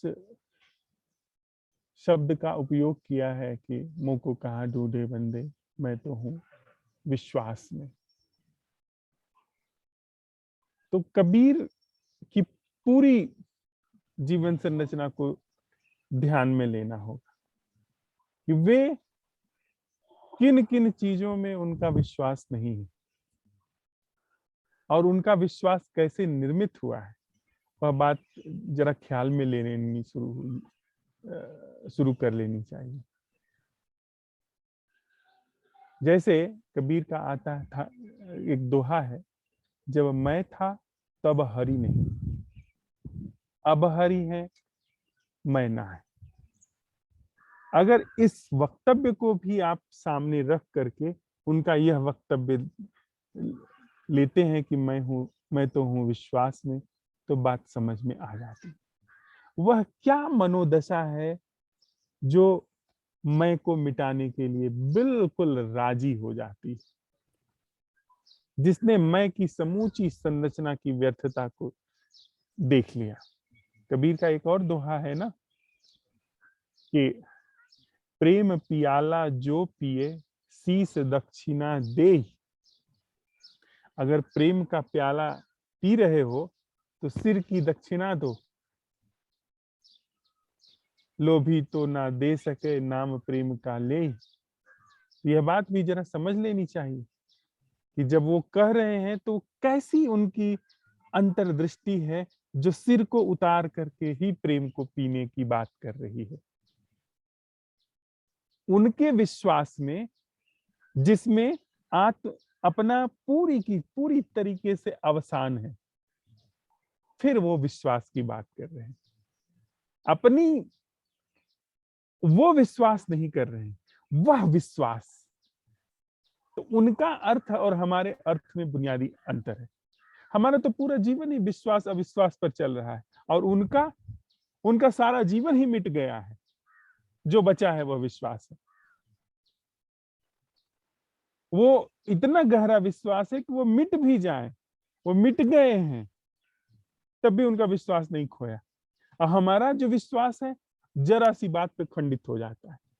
हम मानते हैं ना कि ईश्वर है। मेरी माँ ने शिवलिंग तोड़ दिया था पिता के देहांत के बाद। हमारे घर के सामने शिवलिंग है, बाद में स्थापना हुई दूसरे मंदिर में, पर उसने ही स्थापना करवाई थी। और क्रोध में आ करके जब पिता का असमय देहांत हुआ, उसने तोड़ दिया शिवलिंग। तो वो विश्वास था,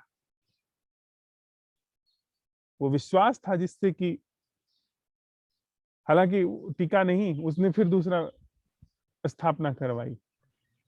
अगर टूट गया विश्वास तो भीतर अगर पता लगाने वाला होना चाहिए था कि वह क्या था जो टूट गया और वो क्या है जो नहीं टूटता है, जिसमें खंड नहीं होता है।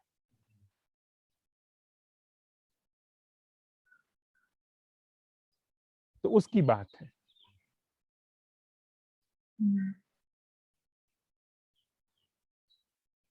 धन्यवाद। तो जब कबीर कहते हैं उनकी बात जरा न्यारी है, तो कबीर को सुनने से पहले थोड़ा सा उनका प्लेटफॉर्म, उनका बैकग्राउंड भी समझ लेना चाहिए। तो हम जब बात उठा रहे हैं, हमारा तो सारा जीवन विश्वास अविश्वास पे चल रहा है। हम तो अपने जीवन में अन्वेषण कर रहे हैं कि क्या हमारे जीवन में कुछ है जो विश्वास और अविश्वास से न्यारा है। अब यही सवाल हम कबीर से पूछें तो कबीर मुस्कुराएंगे कि जो है वो विश्वास अविश्वास से न्यारा है, उस पर विश्वास है। और उस पर इतना गहरा विश्वास है कि यह जो विश्वास और अविश्वास से बना मैं हूं, यह भी मिट जाता हूं, तब भी उस पर से विश्वास खंडित नहीं होता है। ऐसा कुछ।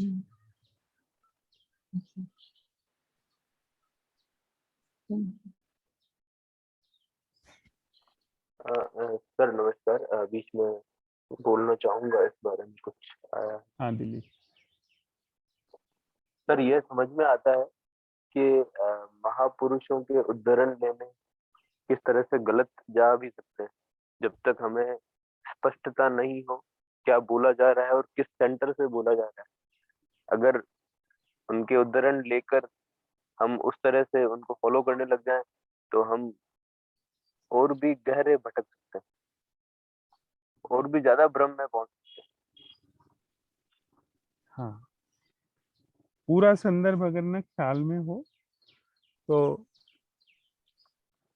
अक्सर ऐसे लोग एक विराट ताना बाना बुनते हैं।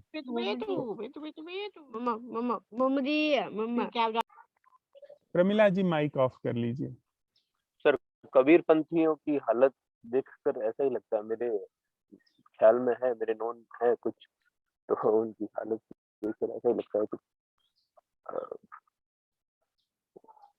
कहाँ वे पहुंचे हैं और वो कहाँ थे और ये किस स्तर पर जाकर उनको उनका बखान कर। धन्यवाद।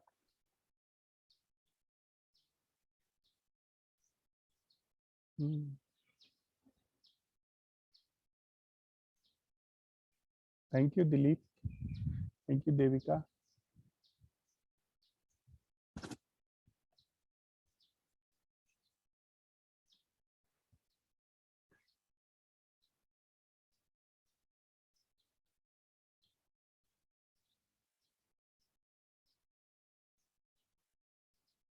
जीकू जी,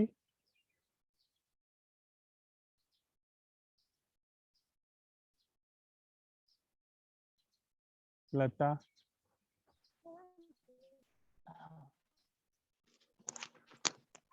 नमस्ते सभी को। नमस्ते। हम पहाड़ की एक चोटी पे गांव बैठा हुआ है, उस गांव में रुके हुए हैं। सामने वैली है, एक साइड पहाड़ की चोटी पे पूरी तरफ धूप फैली हुई है, एक साइड पूरा शैडो है, छाव ही छाव है।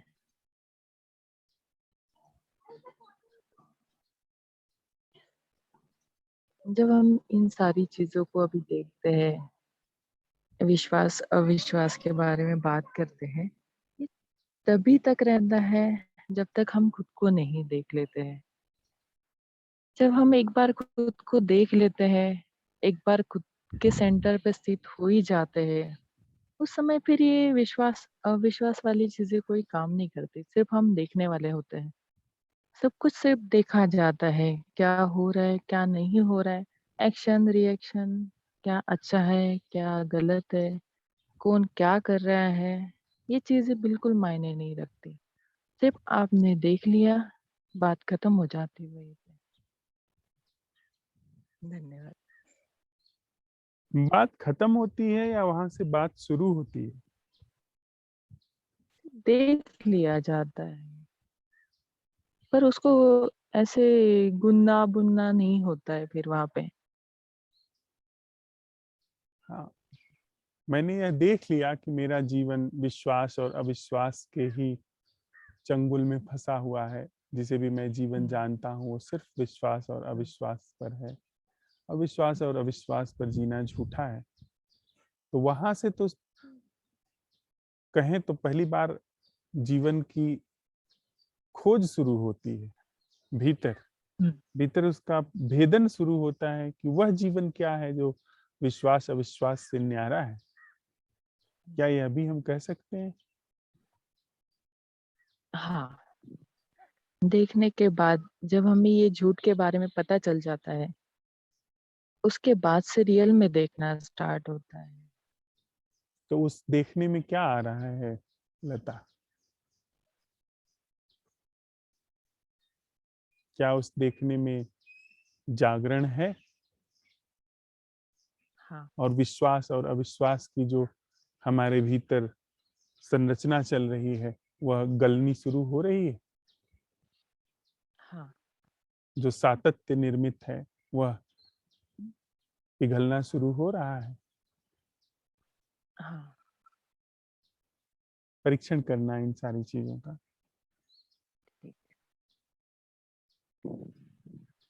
नीरज। धन्यवाद।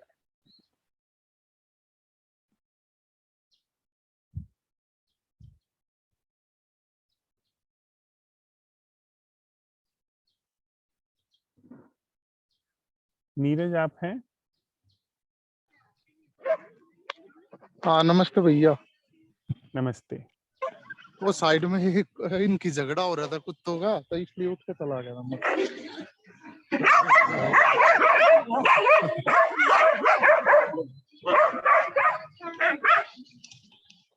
एक सेकंड भैया, यहाँ पार्क में आया हुआ हूँ।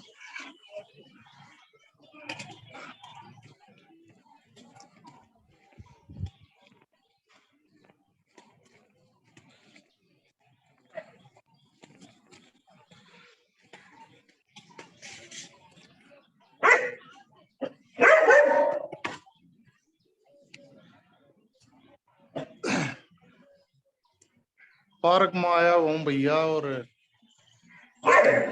कुछ लेडीज योगा कर रही है और इन कुत्तों का झगड़ा हो गया था।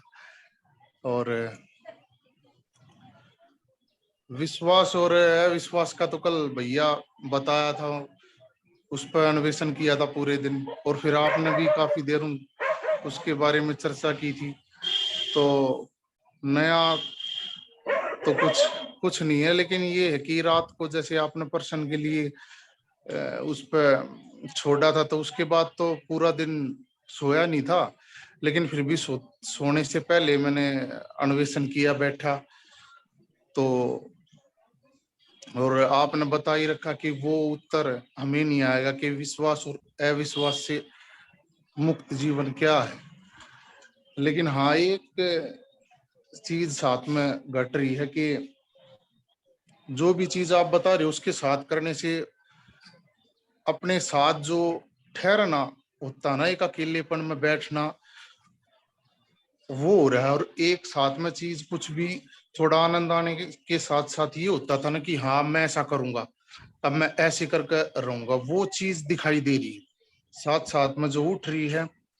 तो कहने का ये है कि जो करने की अंदर भावना होती थी ना, बार बार उठती थी फिर गिर जाती थी, वो चीज अकेलेपन में साथ में दिख रही है। अब ये पता नहीं है आपके साथ एक हफ्ता ये संवाद के साथ ध्यानशाला चल रही है इसकी वजह से, लेकिन एक फिर भी कि अपने साथ जो है ना एक ठहरना हो रहा है, यही है। और तो कुछ नया तो कुछ है नहीं,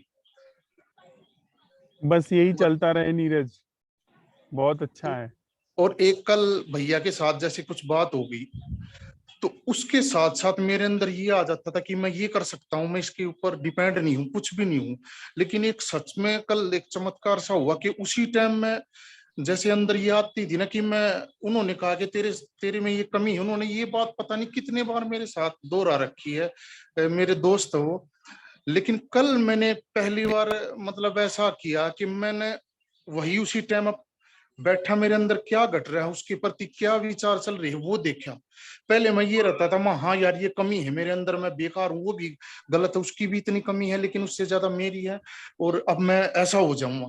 लेकिन और ये चीज अगर घटती थी तो 3-3 4-4 दिन ये भाव रहता था, और इतना दुख रहता था कि बहुत ज्यादा निराश हो जाता था, बहुत ज्यादा।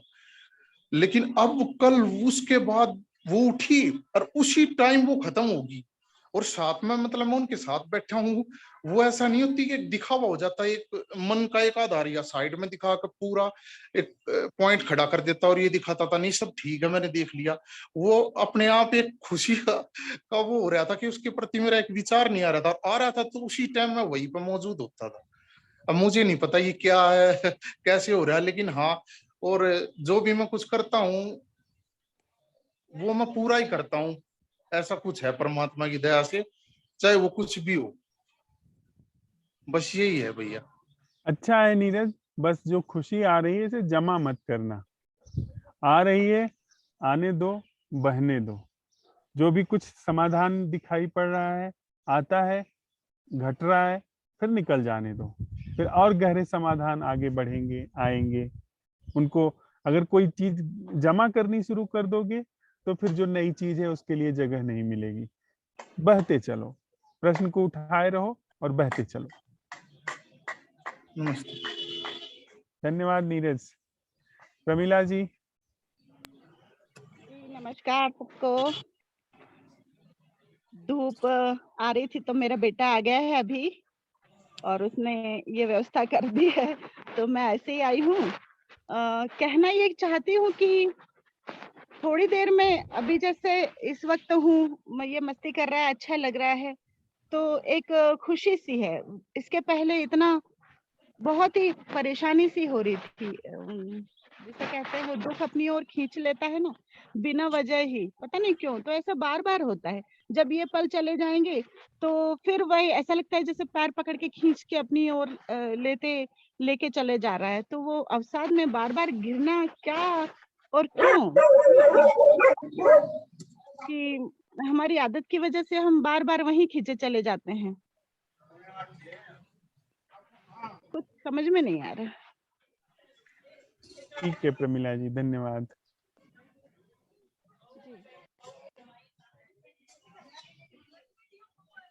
Good morning. हाँ, मैं आपके प्रश्न के साथ हूँ अभी आप लोग एक्चुअली ऑफिस जा रहे हैं तो आवाज आ रही है। लिखना रंजीता, सब प्रश्न के साथ रहते हुए क्या आ रहा है। अच्छा, हाँ, उसको लिखना ग्रुप में कि प्रश्न के साथ जब हो भीतर क्या दिखाई पड़ रहा है, क्या घटित हो रहा है।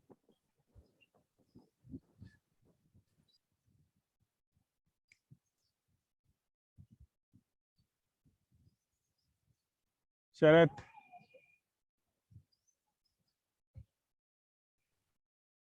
सर अभी सुबह कुछ बोलने के लिए कुछ नहीं है सर। बहुत कल तो दिमाग बहुत ये हो गया था, ड्रेन हो गया था, तो ऐसे सो गए, कुछ सोचा नहीं, कुछ हुआ नहीं। सुबह बैठ के सबका बात सुन रहा था, उसमें बैठा हूँ सर।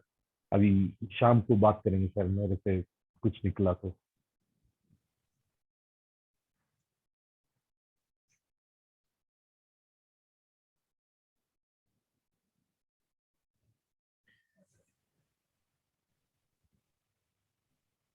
सर कुछ तरुण। नमस्कार सभी को। नमस्कार तरुण। सर प्रश्न के साथ जो अवलोकन रहा वो मेरा कुछ कुछ जैसा देविका जी ने बताया वैसा ही रहा कि विश्वास और अविश्वास से मुक्त जीवन में क्या है। वहां पर जो भ्रामकता है वो नजर मतलब हल्के हल्के फुल्के उसके ग्लिम्स से आने शुरू हुए कि जो विश्वास और अविश्वास जिनको लेकर के मैं चल रहा हूँ वह कति में भ्रामकता ही है। बस सर ये ऐसा ही कुछ। थैंक यू तरुण। थोड़ी देर हम लोग 2 मिनट बैठते हैं, फिर आज का प्रश्न नए सिरे से लेते हैं।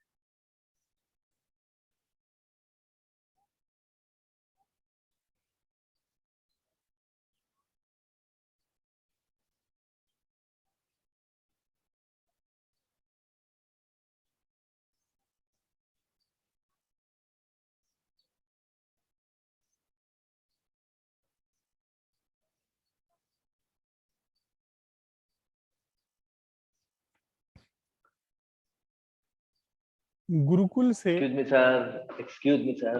हाँ।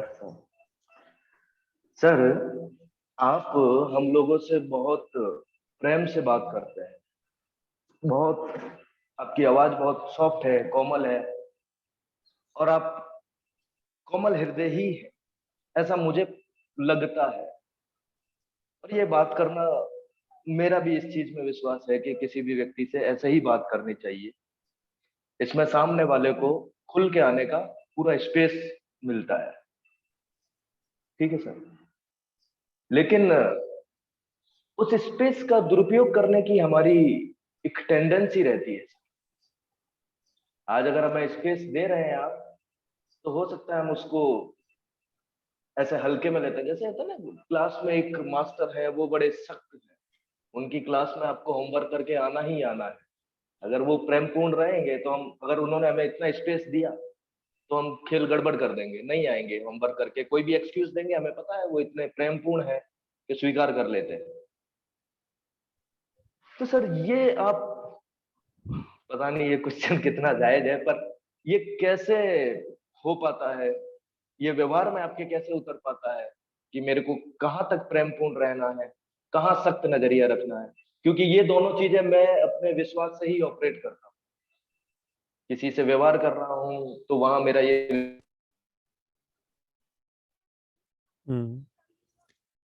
अनिल, प्रश्न जायज है आपका, समझ भी लेना चाहिए। यदि मैं होता तो मैं चिढ़ जाता, यदि मैं होता तो जरूर कहीं न कहीं अपेक्षा होती, यदि मैं होता तो मेरी कोमलता भी बनावटी होती। कुछ ऐसा है जो मैं नहीं है। कहूं अगर मैं, तो प्रश्न भी जब सामने मेरे आते हैं, जब मेरे सामने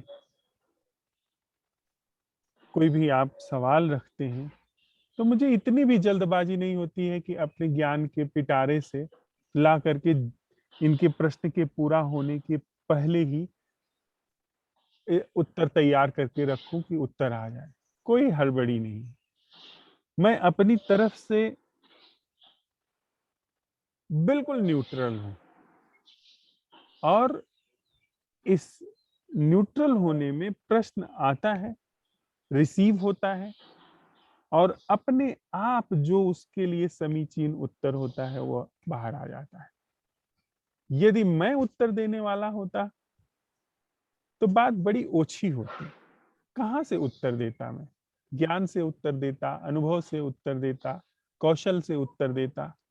उससे कहीं दूर तक यात्रा नहीं होती है, उससे कहीं दूर तक रूपांतरण नहीं होता है, और उससे वह विराट आकाश भी नहीं आता है जो कोई अपेक्षा नहीं करता।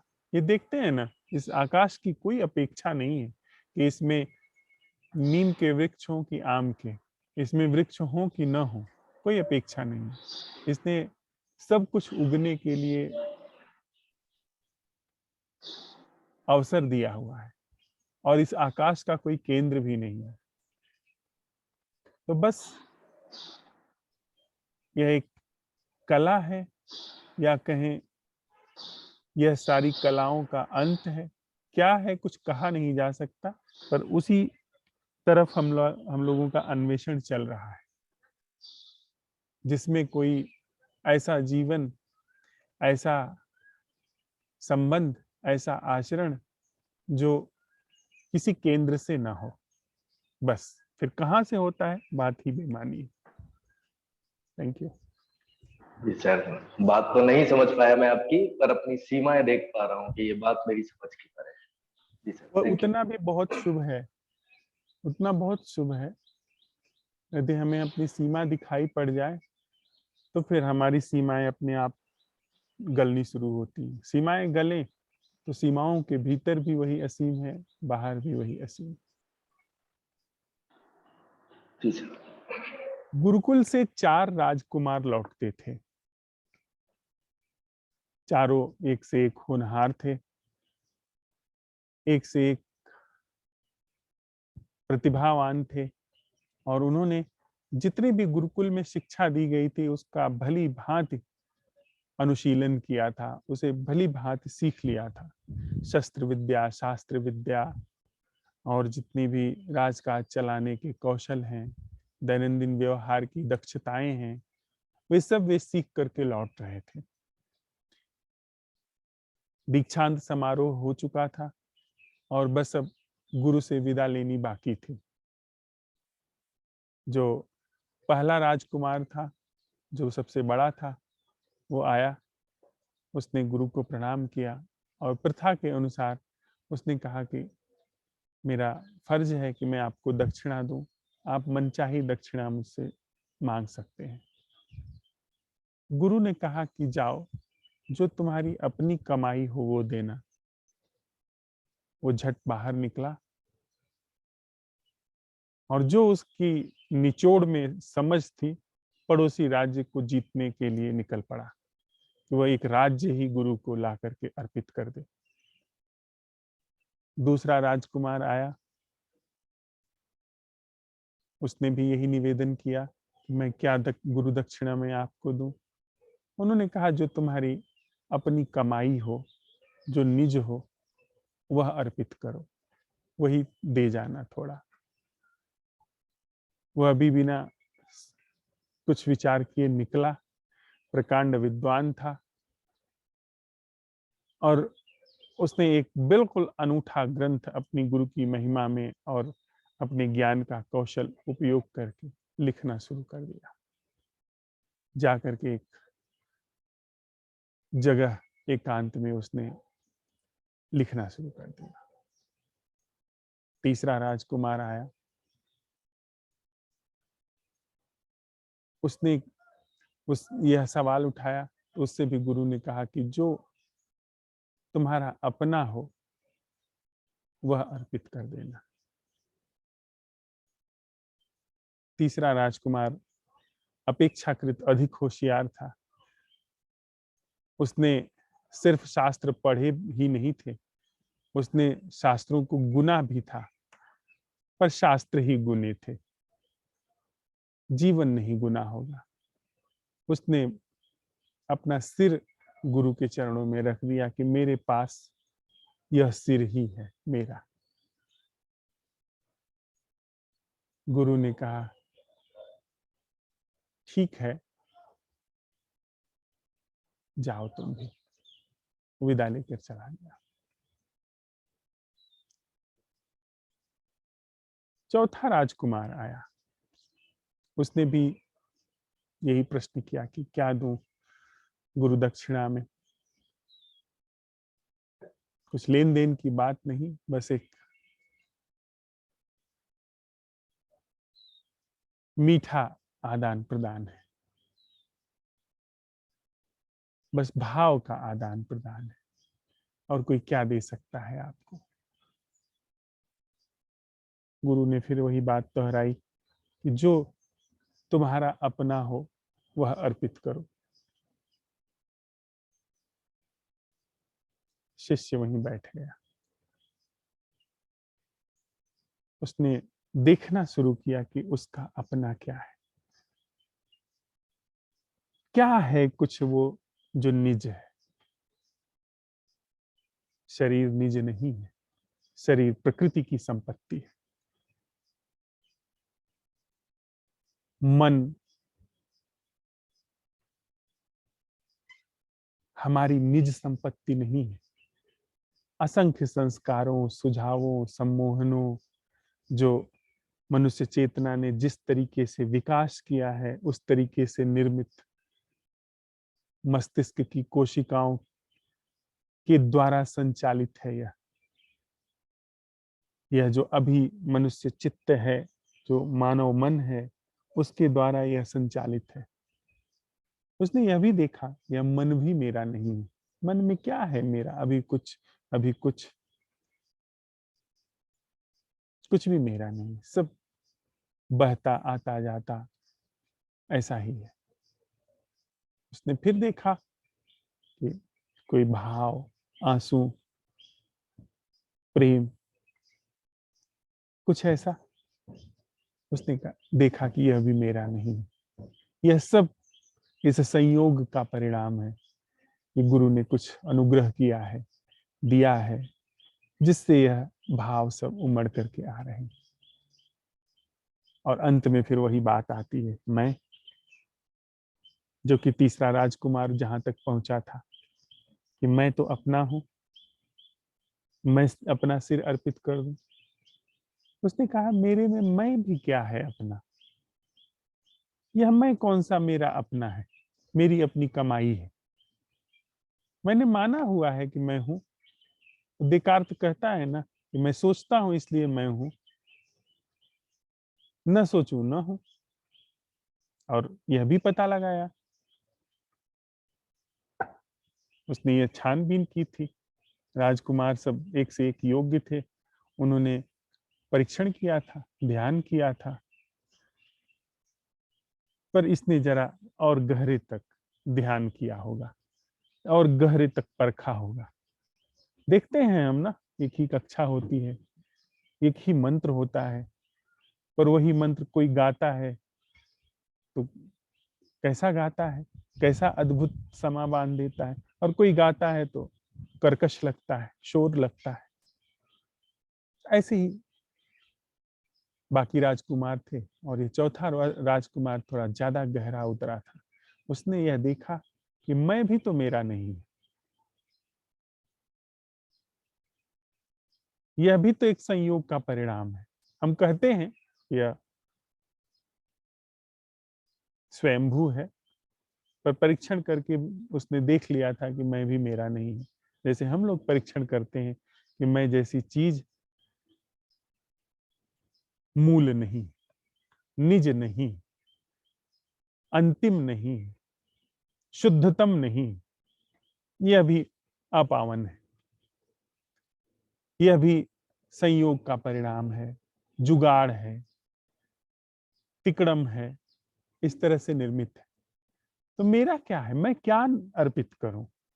वह क्या अर्पित करूं कि जो शुद्ध हो, जो निज हो, जो अखंडित हो, जो विश्वास अविश्वास से परे हो, जो अपावन न हो। वो बैठ गया वहीं। द्वार पर रथ आए हुए थे उसे लेने के लिए, पर वह वहीं बैठ गया।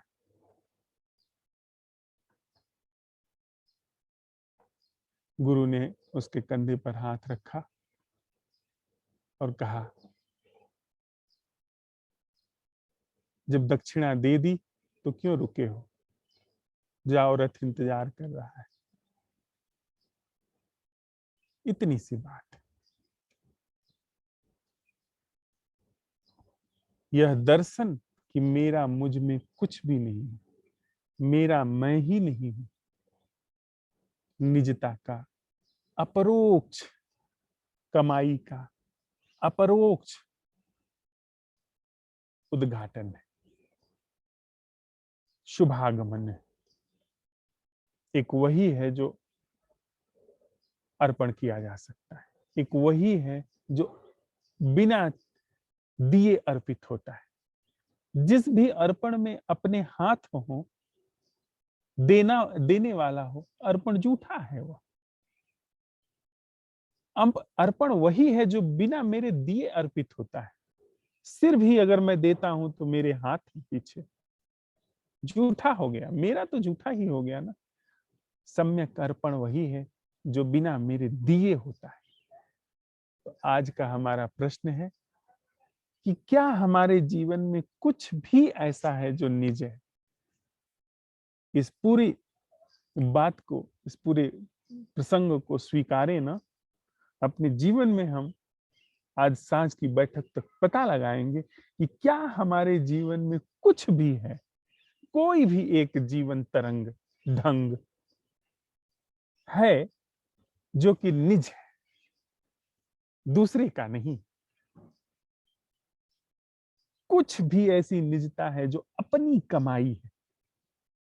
चौथे राजकुमार ने अपनी कमाई अर्पित की, अपनी कमाई बड़ी कुशलता से अपरोक्ष रूप से अर्पित की।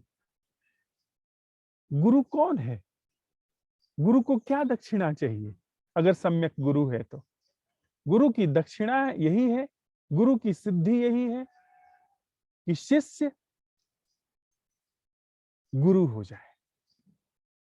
कहते हैं ना कबीर कि वो लोहा कंचन करे, वो करिलेत महंत। अगर सच में ही कोई गुरु है तो महती में अंत के अलावा और कुछ नहीं करता है। महंत का अर्थ होता है जिसका महता में अंत हो गया है। तो वह जो दक्षिणा दी गई, वह जो प्रश्न उठाया गया, गुरु ने चलते चलते जो अंतिम चीज मांगी, बड़े कुशलता से, बड़े ढंग से जो बात कही कि वह अर्पित करो जो तुम्हारी कमाई हो, उसमें ही वह चीज उभर करके सामने आ गई और शिष्य का महता में अंत हो गया। इधर शिष्य का महता में अंत हुआ और उधर वह महते में अंत की अर्पणा हुई, अर्पित हो गया। गुरु को दक्षिणा मिल गई, गुरु के समान ही वह शिष्य हो गया। दोनों में कोई भेद ही नहीं रहा, कोई खंड ही नहीं रहा, एकमात्र यही दक्षिणा है। और क्या देंगे हम, और क्या दे सकते हैं हम जो भी देंगे झूठा होगा, उच्छिष्ट होगा। एक यही चीज है जिस पर अपने हाथ नहीं होते हैं, जिसका अर्पण हो सकता है। तो आज के हमारा जो प्रश्न है कि क्या हमारे पूरे जीवन में कुछ भी ऐसा है जो निज है, जो अपना है? इस प्रश्न के साथ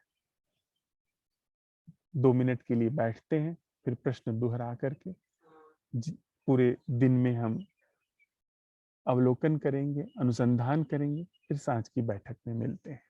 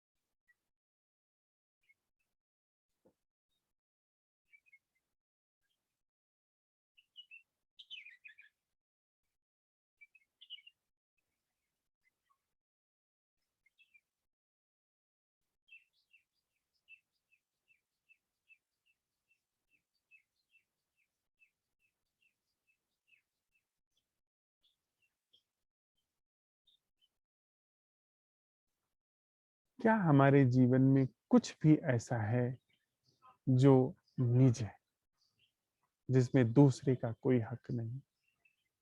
क्या हमारे जीवन में कोई भी तरंग ढंग ऐसा है जो निज है? क्या हमारे जीवन में कुछ भी ऐसा है जो अपना है, निज?